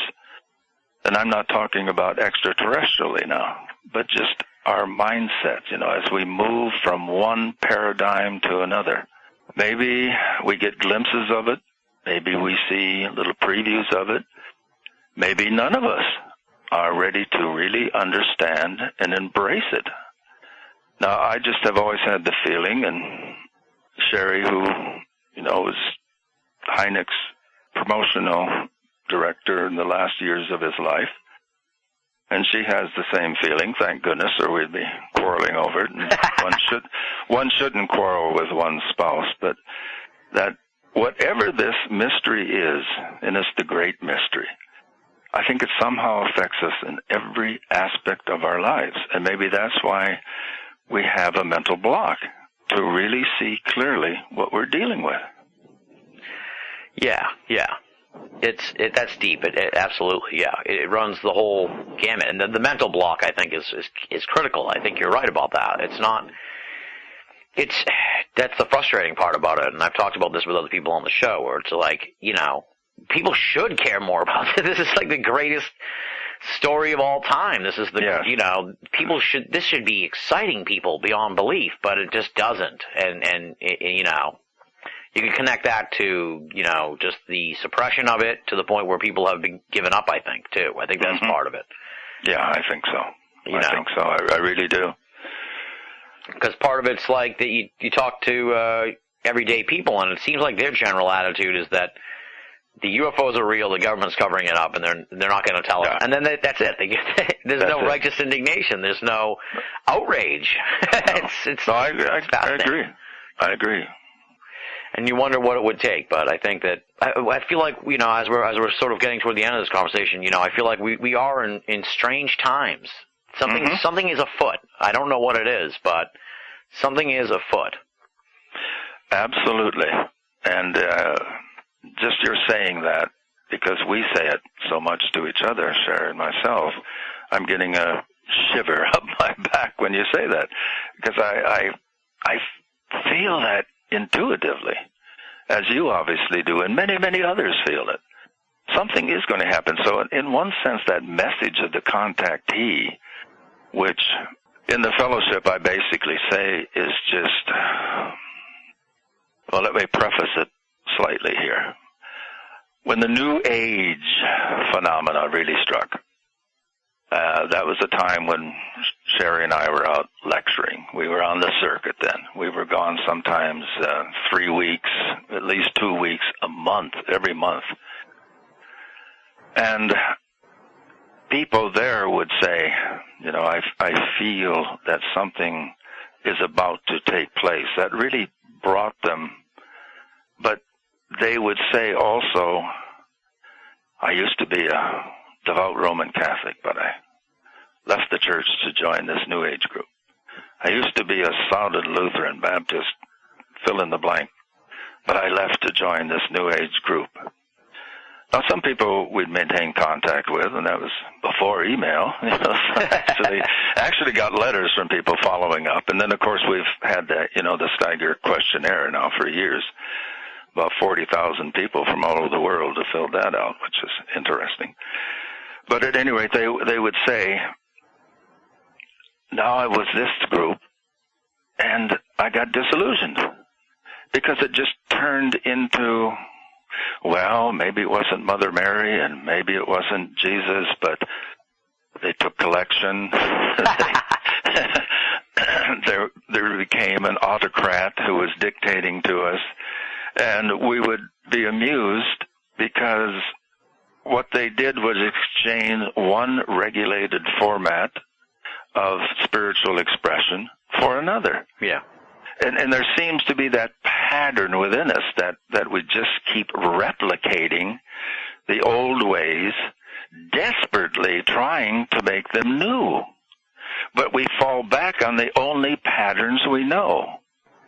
So now we're coming to a mode of thought, and maybe the contactees get some credit. Maybe that is what these entities, I doubt they're from outer space, but maybe these entities that have been our companion species, that have been with us since before we stood upright as a species, are telling it it's time to get our act together and get ready for another leap in thought, in attitude, in approach to life.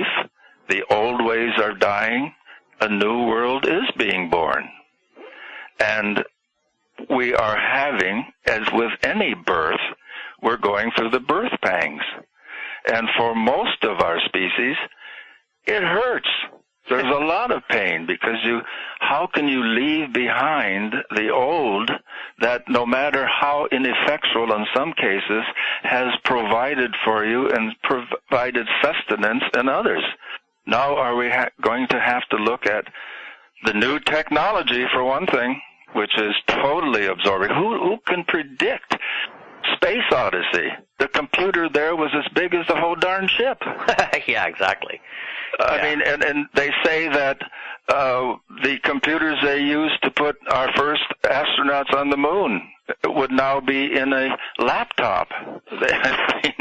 So how can we be prepared for this blending, this melding of the human spirit and technology, which is in so many ways more like the mind, more like the ephemeral spirit than any mechanism we've ever dealt with in our history, our known history. Maybe we've gone through this before, as some of us theorize. Maybe we didn't meet the challenge. Maybe we're being prepared to meet the challenge and this time survive better than we were before. Yeah, could be a series of steps, if you will, you know, and you know, the next generation. Childhood's end. Exactly. It's interesting, it's exciting. That's really, we kind of kicked all this off with talking about why you keep doing this, and the same thing kind of resonates with me, this is really, when you talk about these kind of things like we've been talking about the last 2 hours, it makes life so much more interesting than to talk about what's on TV or what the latest movie is. I mean, there's just so much, it really fills you with a sense of wonder and awe. And as you say, Tim, that's why we do it.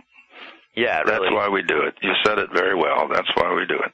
I feel like this emergence of the technology, it almost kind of goes into the idea like what Casey was talking about with this idea that like this sort of like this internet of the ether. Like maybe we've actually just sort of finally put the foundation to that internet, to the ether, if you will. Do you know what I mean?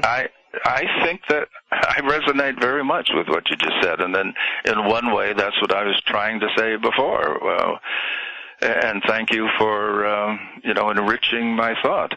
That is what's happening. I think is going to be. We really can link in the group mind. We really can do that for the first time. Now, is that good? That we have a group mind like ants and bees? Is that really a good thing? Or what our lesson now must be is how to properly utilize this new technology.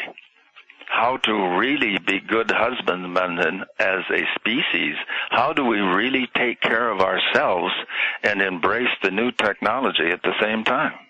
Right. And I think, too, to what you're saying, is also that, if it's like inevitable and almost like you said before, we can't really unplug ourselves from this thing. And I think it's critical for all of us to, to maintain the individual while being still a part of that larger global mind. I think that's one of the big challenges that the human race is going to face in the future. Yeah, exactly. And as you said earlier, neither am I a Luddite, and I'm proud of you for knowing that word, Tim. Oh, thank you. Which, simply means those who would rather cherish the old ways and reluctantly embrace the new. Certainly not Luddites. Neither one of us, and probably everyone listening to your broadcast here are not Luddites, but yet I think we have, because, and let's hope we all are, responsible individuals, and we want to do this in the right way. So often our species has embraced a new idea to their detriment. Now let's take the time to embrace it to our improvement and our enrichment. Absolutely, yeah. That's the key part of it all, and we'll see how it all unfolds. I mean, it's going to be certainly going to be a very interesting year. I know that for sure with this whole 2012 thing and beyond. I think it's going to be very interesting because as exciting as what we're talking about now is, the human race is in bad shape. The economy's in the toilet and the pollution is terrible, and it seems like people are more abrasive than ever before. So it makes you wonder what's going on. It's a schizophrenic nature to it all. It's like there's this overwhelming hope at the same time as an overwhelming state of confusion and fear and terror and desperation. So it's a really weird crossroads we're at. Exactly, and again, birth pangs, aren't they? Birth pangs. A new world is being born, and a good chunk of our old world is dying, or at least, let's say, in transition.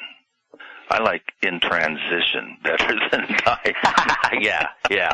It's like the change from Department of War to Department of Defense. Yeah. Well, next time I do Benel of America, what changes will have taken place? Who knows? Now, in the interim, what do you have going on? I know as we were setting up the interview, you had some big deadlines that you had to meet, and I'm sure, 170 books, I have a feeling you're not slowing down anytime soon. So what can people look forward to here as 2012 unfolds and into the future? Well, we, at that time, we have just come to I suppose there's always the little, picky stuff you do afterwards, but we were doing an update of our conspiracy book, Conspiracies and secret societies, the complete dossier, which again, what a challenge that is, because so many things are in transition. It was so difficult to choose what to add new. The updating, of course, was an enormous job because so many things have progressed. And then I'm in the process now of doing the second edition of The Real Ghosts, Restless Spirits, and Haunted Places, which has been, well, both of these books have been very successful, and to do updates or second editions, require a lot of energy from both of us. So we have literally been working around the clock and now trying to get back on some type of schedule that relates to our fellow humans around us is going to take some time, I think, because we were literally working till noon, straight through till noon, and then we'd lie down for a while and then start again. I mean, it's been days since we've seen the sun in the afternoon, only in the morning, because that's we go to bed after that. So I don't know how we're going to readjust our schedules. Never will, but that's why I was so grateful when you said you could record late at night. Absolutely. That's when I prefer to record. That's when I'm at my best. And oh, good. That's when that seems like that's when the creepies and the crawlies come out to play anyway. So it's perfect. Well, that's when you can really narrow your thoughts and focus your thoughts. Absolutely. Yeah. There's nothing quite like. I recommend this to people. I used to work the overnight. There's nothing quite like going out, even if you have to run to the store, like at 3 a.m. There's a peaceful, there's an amazing peacefulness to it that you just, it's akin, even if you're driving in like a downtown place where there's not that much traffic, or I live in the suburbs, so there's like no traffic, it's almost akin to like being by a lake. You really feel a sense of peacefulness that's hard to put your finger on. Well, we are by a lake. And that's when we did our grocery shopping last night. It was 2 o'clock in the morning, so. Nice. And you're the only one there except the guys packing, and because that's when we shop. Of course, all the packer guys give us greeting, and the cashiers that are on duty give us a big greeting, because I guess when we arrive, we kind of break their monotony of overnight hours. Absolutely, and I've heard from a lot of folks out there, they may not be working the overnight, but they're listening right now at their jobs and stuff, and we're helping them get through that. So that's one of the big thrills of what I do. So great. And it's great to have you back. And on that note, Brad, I can't thank you enough. It's been an absolutely amazing conversation once again. 2 hours have gone by like unbelievable. I can't believe we've been talking here for 2 hours. We didn't even take a break or anything. We were just going full bore on this, and I've enjoyed it so much. And I promise it's not going to be another 5 years before we have you back on the program, because that's been way too long. As a lifelong Bob Dylan fan, I heartily call you the Bob Dylan of the paranormal, because you're still in this. And I'll accept that. I'll accept that with thanks. Thank you very much. Absolutely, because you are still out there, and you're still doing stuff, and you're still producing amazing content year after year after year, and it's been over 5 decades now. It's just unbelievable, your contribution to this field, and it's a thrill. I'm so humbled by your kind words tonight. I'm just really blown away. So thank you, sir. And it's been a real pleasure to have you back, and I can't wait to talk to you again. I can't wait either. It's always a pleasure to talk to you. And that's, as I said, and it wasn't, gratuitous. I meant it sincerely. It's always a delight to be interviewed by someone as well informed and well read and as passionate about the field as you are. I mean, that's why the 2 hours went by so fast. So I attribute that to you, Tim. No, thank you very much, Brad. And once again, thank you so much for helping us close out the season, and we'll be talking to you soon, I'm sure. Take care, my friend. That does it for the Brad Steiger portion of the BOA Audio Season 6 season finale. Big thanks to Brad for coming back on the program and for helping us close the book on another season of BOA Audio. Be sure to check out Brad's website, www.bradandsherry.com. And seriously, folks, pick up one of Brad's 170 books, because you are in for the ride of your life and quite the trip down the paranormal rabbit hole. Before you tune out, there's still more to come here on the BOA Audio Season 6 season finale, because we've got Whitley Strieber. That's right, my friends. Whitley Strieber joins us here on BOA Audio to add the cherry on the top of the season finale. And since I feel like you're probably well in the groove here of the season finale. We're going to skip the long preview and bio portion of our normal introductions. But of course, let's plug Whitley's new book, Solving the Communion Enigma, and his radio program, Unknown Country, as well as his website, www.unknowncountry.com. Now, with all that said, let's continue onward here and rock and roll. This conversation was recorded on January 26, 2012, Whitley Strieber, talking about solving the communion enigma on the season finale of BOA Audio, Season 6. Ladies and gentlemen, continuing onward here with our Season 6 season finale special. We've got another amazing guest to help us close the book in another season of the program. I'm talking about the author of Communion, the host of Unknown Country. He's also the author of just countless books, dozens of books, and he's the author of the new book, Solving the Communion Enigma.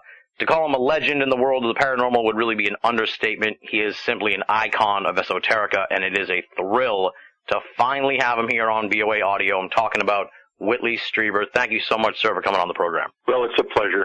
Thank you for that fairly amazing introduction.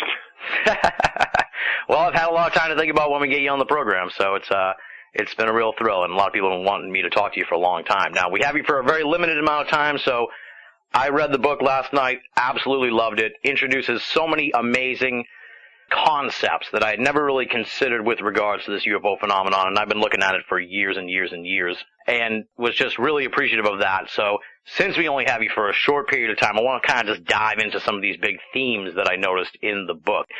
One of the things that really stood out to me, and it's this recurring sort of thought in Solving the Communion Enigma, is that this idea of infinity and the knowledge of infinity as sort of this death sentence, this claustrophobic idea, which is something I never really thought of before. And then you tie that in to, and you got it from an article from the 70s, this guy wrote, that maybe these visitors need to observe our culture, and thus they can't really interfere with us because it would destroy the resource that they're actually here to harvest, if you will, which is the knowledge and understanding of us. And that's driven by their knowledge of infinity as a death sentence. Just amazing stuff. Talk a little bit about sort of this concept that's in the book.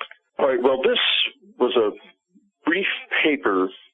This idea was sparked by a brief paper that was published in the magazine Science in April of 1977 by D.B.H. Kuiper and Morris, I believe Michael Morris, two physicists, and where they speculated on whether or not if E.T. ever showed up here, it would be an open thing or it would be secret. And they concluded that in all probability, they would keep themselves very hidden for two reasons.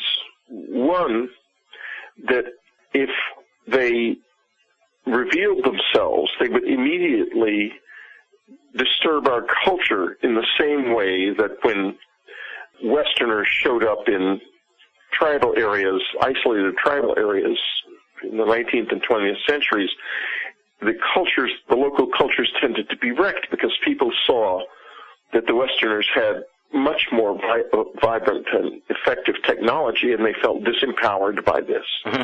And this has been a problem in these cultures ever since. American Samoa has one of the highest alcoholism rates in the world, and it's because people they feel very disempowered, even embarrassed by their own cultures. Mm-hmm, mm-hmm. Now, that was one thing, but the other thing, the more interesting to me part of the paper was that they theorized, why would anyone want to travel all of these distances and engage in this journey, which is bound to consume a lot of resources of some kind at all?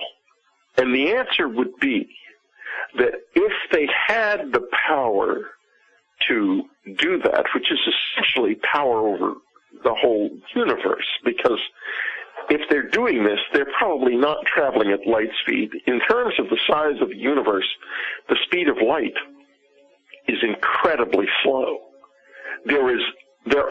If they are here, there must be other ways of transferring presence. I don't say flying or traveling because it might not be that. It might be something else. In any case, they would be looking for something new.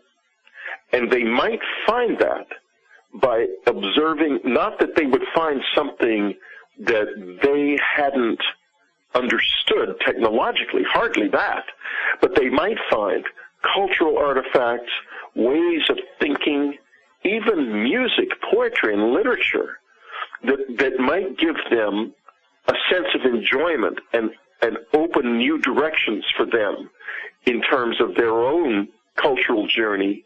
And so our innovations and our history and our experience of life might be what they are here to see and to experience.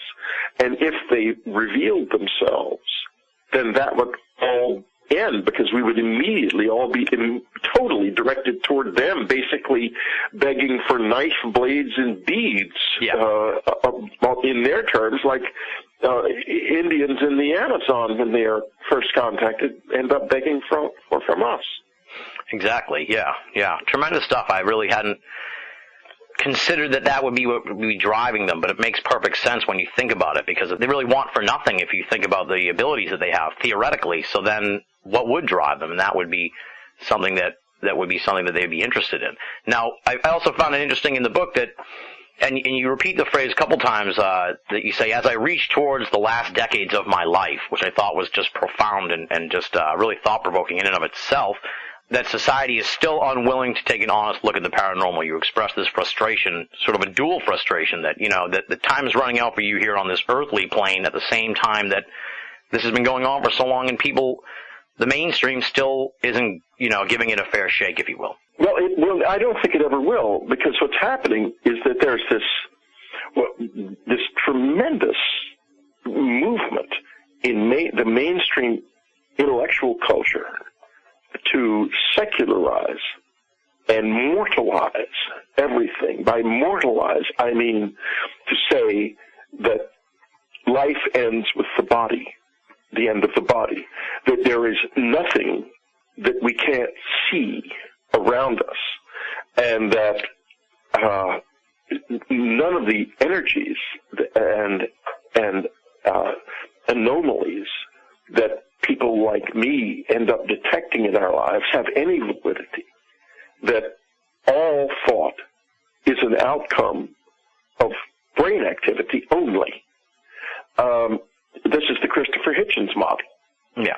And then there's the Rupert Sheldrake model, which he's just published a book about the decline of science, which, among other things, makes the interesting point that animals which are trained to do certain tasks, even when they lose their brains, when they lose the parts of their brains in which the memories are stored, can still do the tasks, meaning that something else is going on. Yeah. But this, I've noticed since the publication of Communion to the publication of this book, a real hardening. It's a very different world now. For example, when Communion was published, it was reviewed generally, just everywhere, in the New York Times, and well reviewed. But now, for Solving the Communion Enigma, there was one review in the Associated Press and one review in the Library Journal, and that was it. No one else touched it. They didn't touch it. And there were no national radio or television shows except for Coast to Coast AM and Mancow in the Morning, both of whom I have known and been involved with for years. But in the mainstream, not a single show touched it. What I find interesting about that whole thing is, I've noticed this too, this hardening, but I see it almost in a sense too that the UFO phenomenon, this mystery, is almost being taken for granted now. There's like so much sense that people sort of accept that UFOs are real and the government's covering up, and almost like you're saying that society is still unwilling to take an honest look at it. Like, people have this begrudging acceptance of it almost, at least people in the mainstream, people who don't really, spend their days talking about it like you and I do. Well, people are afflicted with passivity. This culture is just notorious for making people passive. It made them so passive in Germany in the 30s that they ended up being taken over by monsters and following those monsters into the depths of hell, literally. And that passivity emerges somehow or another out of the materialistic culture that we have. I'm afraid that I can't say exactly how, except that I have noticed that it has been getting, over the past 100 or 150 years, more and more profound in the West. People are just very, very passive. And they're passive to this. And in this particular case, for example, the White House recently was given a petition that it had to respond to about UFOs, and it said there's absolutely no evidence whatsoever of ET being here at all. And, of course, that's a complete and total fabrication. It's demonstrably a fabrication. But it isn't that it convinced anybody that they aren't hiding things. I'm sure it didn't. But it did reinforce passivity, because it's saying we are not going to open this door. And people are left with, well, how do we open the door? And the answer is, apparently, we do not open the door. Another example, in the scientific community, if you try to study UFO activity or anything related to UFOs, your career is over. Your scientific career ends. And that is, it's not so different from what might have happened to somebody, or what did happen to people like Giordano Bruno and Galileo. Yeah. When they tried to rock the boat of convention back in the 16th century. And yet, I think it's even more seamless now, because there's really the challenge. Any challenge like that is going to be met with quiet and personally devastating dismissal that isn't going to have the public notoriety of Galileo's trial. Yeah, exactly. It's even worse. You're right. It's worse. Yeah, absolutely it's worse. Less totally marginalized. What I also found interesting in the book, sort of to tie this together, sort of these two ideas that we're talking about now, is that you put forward the theory or idea that the activity of the visitors, for lack of a better term, is they're stimulating both sides of our brain through trauma, stimulating the right side of the brain, and then through the mystery of it all, stimulating the left side of the brain to potentially, speed up or evolve our mental functioning so that we can catch up to them, and they don't have to reveal themselves and mess everything up. Like, we need to catch up to them. So I guess talk a little bit about this idea here. Well, what's happening is this. This is a discovery that my wife Ann made, and I might add that her part in this is huge. She's an immense part of the work that we do, and we consider it a team effort. Her discovery was this. In reading scientific papers, she found that a study had been conducted showing that exposure to unanswerable questions and surrealism, like the work of Kafka and so forth — of course they wouldn't touch the UFO's material — actually changes the brain. It changes the left brain, making it more logical. And she said to herself, my goodness, look at what's happening all around us. And it's obvious, when you think of it, that somebody is making a massive effort to change the left brain and to literally improve its functioning. And they are doing this by presenting us with this immense, theatrical, extraordinary, undeniable mystery that we can neither tolerate nor resolve. In other words, it's like a gigantic dose of unanswerable questions and strange surrealism that's affecting the whole planet. Everybody who wonders about this is literally changed by it. I think that's quite amazing. Yeah. And it could be by design, really, is sort of the idea in a way, too, to bring us into whatever this higher state is. Now, the book also sort of puts forward this troubling aspect that, the time is sort of running out here, that the planet is barely tenable as it is, and it's heading even further over the precipice of doom, and we don't know necessarily whether these visitors are going to intervene or not. And in addition to that, I guess you could say, and to what we're also talking about here with this brain stimulation, is that I've been finding it kind of troubling in recent years, this sort of merging of man and technology, which we're seeing all the time. And you just have to look at, go to a cafe or a coffee shop or a bar, and you'll see plenty of people who they're just plugged into their phones, and they're not really a part of society at times. They're just completely turned into machines, which I find to be even more troubling. I guess, sort of, what are your thoughts on that? Bringing all these points together, the idea that the time's running out, that people are becoming more technological, maybe that's working against the idea of developing us as higher mental beings. Well, I've been a member of the Gurdjieff Foundation since 1970, and I speak very little about it, but the Gurdjieff's primary thesis was that we are machines, that our attention is not our own, that it goes out into the world and we simply follow wherever it takes us. And if you observe yourself carefully, you find that this is absolutely the way you live. But it's not necessary to live that way. It's possible to have an active attention and a free attention and to become a truly free human being in this manner. And there are lots of ways of doing it besides the Gurdjieff method. It just happened to work for me. In any case, this mechanization of the human and the melding of the human and the machine are things to worry about very seriously, especially because of the fact that it will not be long. It will certainly be well within the lifetimes of those of us who are around now, most of us, that we will begin to be able, the computer will begin to be able to be plugged into the brain. And perhaps not now, not that soon, but certainly within 20 or to 50 years, it's going to be possible for people to literally plug in to knowledge and to acquire it without any study whatsoever. But what does that tell you about the man, about the growth of the person?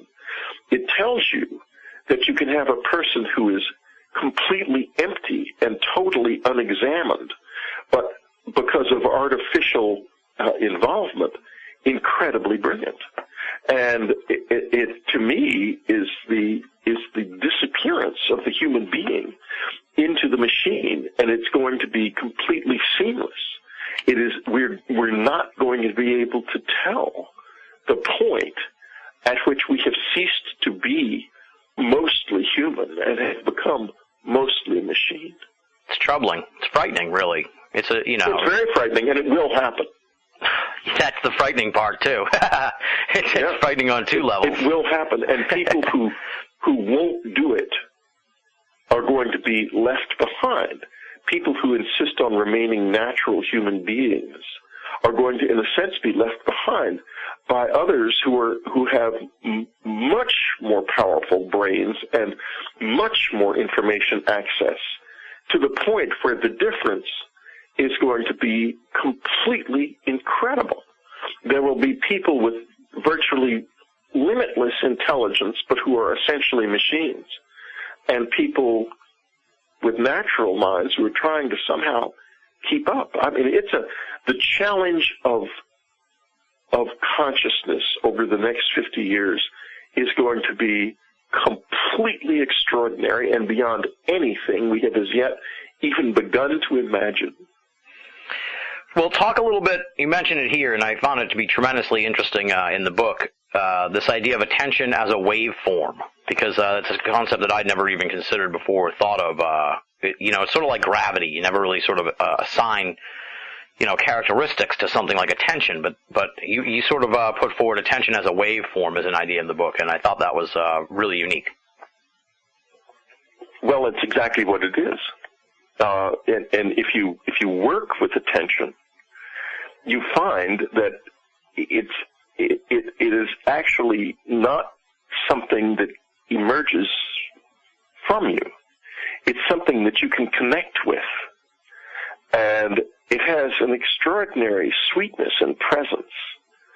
And it is of us, but it is not us, and it is not oneself.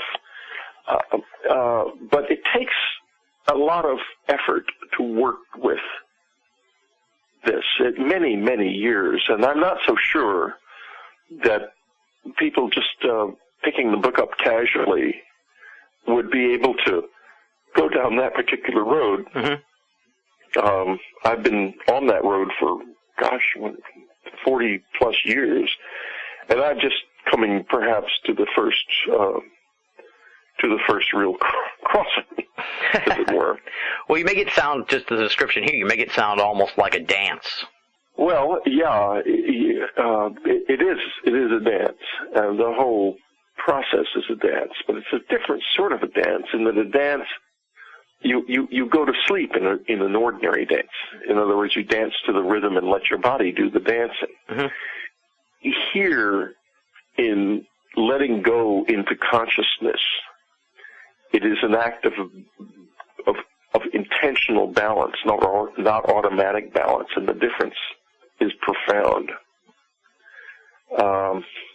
So it's really hard for me to describe that. Okay. But you just have to take it, as it were, on faith that if anyone listening wants to begin this journey of attention, I would suggest picking up P.D. Ouspensky's book, In Search of the Miraculous, and starting there. Interesting. It's a long journey, but one very well worth taking. Yeah, it sounds like something definitely worth investigating further. Now, the subtitle of the book is What Is to Come, and of course, we only got you for like 5 more minutes. so getting into exactly what is to come is a fool's errand at this point. But what do you think, is a sort of tangible idea of what people can look for, I guess you could say? I know you're not a prognosticator or anything like that, but where do you see sort of things unfolding in the near term that people should be aware of or thinking about or even looking for? Well, the close encounter, the whole UFO phenomenon is in the process of changing in some way right now. And, for example, a lot of people around the world are hearing these strange sounds, which is a new phenomenon. And I'm very dismissive generally of things that show up on YouTube. Only I've heard them myself and have had some experiences here in our apartment just in the past couple of weeks with these sounds that suggest that there is something there, something very real is happening, a new change. Is it connected to the UFO phenomenon or not? I don't know. But I have reason to believe it may be. And so I think we can expect change in the near future. And I suspect also, and I could be wrong about this, I don't know, but I suspect that if mankind reaches a state of extraordinary peril, I mean more peril than we reached in, for example, World War II, that we reach a state of extinguishing peril, perhaps because of war or environmental collapse or something, there may be a more open response to us because it would be necessary. Whoever's there, if I'm right about their interest in gaining a sense of the new from our own experience of discovery, if they were to lose us all together, then they would have no chance of getting that. And so they might take steps that would expose them a little bit more to us in order to save us or help us save ourselves. Now, that said, this is a really big place, this universe. Really big. There must be not billions of intelligent species out there, but probably trillions. So how important could we be to anybody? in the end, except ourselves. Absolutely, yeah. That's definitely that's the perfect place to end this conversation. That's what people really should be thinking about. The book is Solving the Communion Enigma. The website, of course, unknowncountry.com. It's been a real pleasure, Whitley. I really appreciate it. Thank you very much. That does it for the season finale of BOA Audio Season 6. Big thanks to Whitley Strieber for joining us here at the end of the program. Check out his website, www.unknowncountry.com, as well as the new book, Solving the Communion Enigma. And, of course, big thanks to Brad Steiger for being our featured guest here on the season finale. Tremendous stuff. Check out his website, www.bradandsherry.com, as well as one of his many fine books.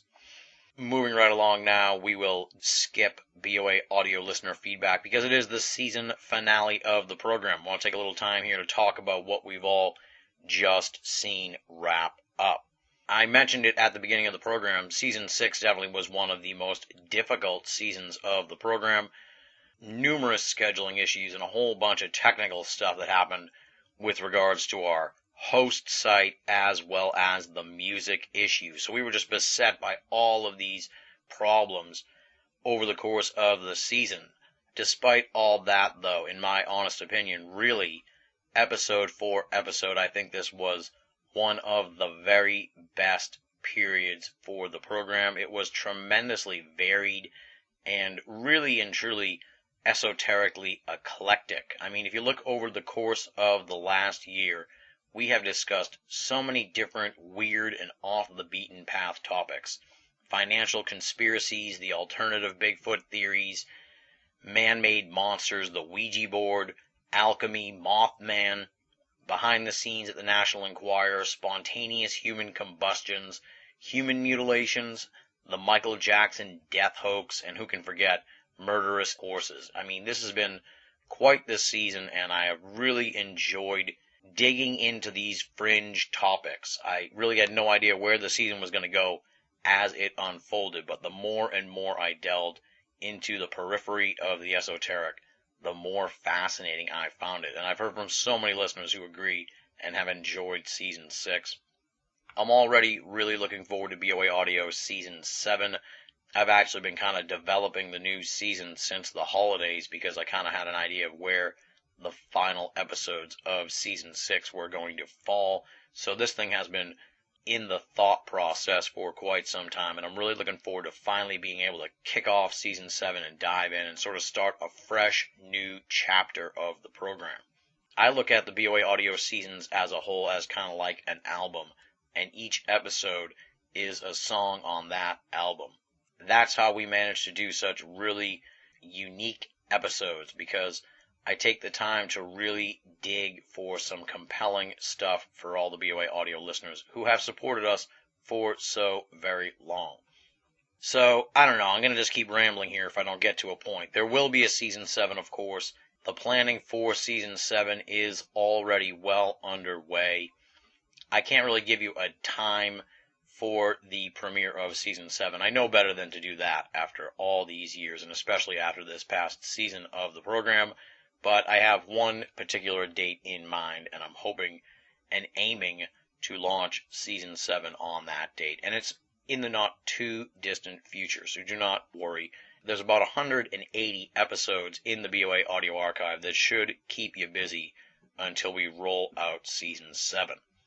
And since this is BOA audio listener feedback, I want to give feedback to all you guys out there and just say thank you for your support of the program. I know that it has been a very unnerving season and a very frustrating season for the folks who want to hear from us week after week after week.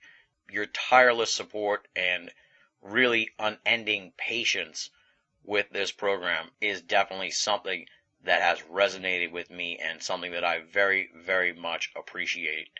You guys out there understand what we're doing here at BOA Audio, and I really want to thank you for that. You get this program. You are amazing. And as I say at the end of the program all the time, you are the fuel that drives this machine. Without the BOA Audio audience, I might as well just be yelling out my window. You guys are amazing, and thank you for your support. Since I feel like BOA Audio Season 7 really is just right around the corner and it's already really crystallized in my mind, I almost don't feel too nostalgic and sad here as we close the book on Season 6, because in a lot of ways it was kind of like a snowball rolling down the hill. I pushed it, and then as it was getting bigger and bigger and sort of rolling down the hill, and as it was underway, we were just nailed with all this stuff. And to do the two things at once, sort of maintain the program and keep the show running with new episodes, got to be quite a challenge in Season 6. And I all the time was kind of looking for this fresh start, looking forward to a time when I wouldn't have all these technical issues and really would be able to focus more on the program. I feel like it kind of got away from me a little bit as the season was going on. I'm sure a lot of people who are listening to this can kind of understand how that feeling arose over the course of the season. So here we are looking out on a fresh horizon, that is BOA Audio Season 7, and I'm just tremendously excited about where we are going in the future. But I still want to hear your suggestions for the new season of the program, or just send me your thoughts on Season 6. What did you like? What didn't you like? What do you want to hear more of next time around on the program? You can reach me via the following methods. Head on over to BinnallofAmerica.com, BINNALL of America.com, and click the contact button. Or write to boaaudio@hotmail.com. That'll send me an email. And, of course, the third big method is to join up at the official BOA forum, the usofe.com, THEUSOFE.com. And I should mention that I am on Twitter and Facebook, so you can reach me that way as well. Just punch in Binnall, BINNALL. Feel free to befriend me, follow me, or poke me. It's all good, and I'd be happy to have you as part of my online circle of friends. It wouldn't be the end of the program if I did not thank the outstanding and esteemed BOA staff, especially this time around, for their amazing work behind the scenes this season. Once again, let's roll through the credits here of the BOA staff. Leslie, Chiron, Regan Lee, Joe V, Tina Senna, Rochelle Hawks, Richard Thomas, Marla Pena, Bruce Pretty, Tony Morrill, our contributing cartoonist Andy Carolin, and our webmaster Jeremy Boston. BOA has not given up on the written word, my friends. We have got some really cool stuff in development for the BOA team that hopefully you'll be seeing very, very soon. Now would normally be when I would ask you to make a donation, but we already did that at the beginning of the program, so there's really no need for me to go over it once again. Of course, you can find out all the donation information at BOA on the left-hand side of the screen. I know I'm talking to the hardcore listeners now, the folks who have tuned in to the very end of the final minutes of Season 6.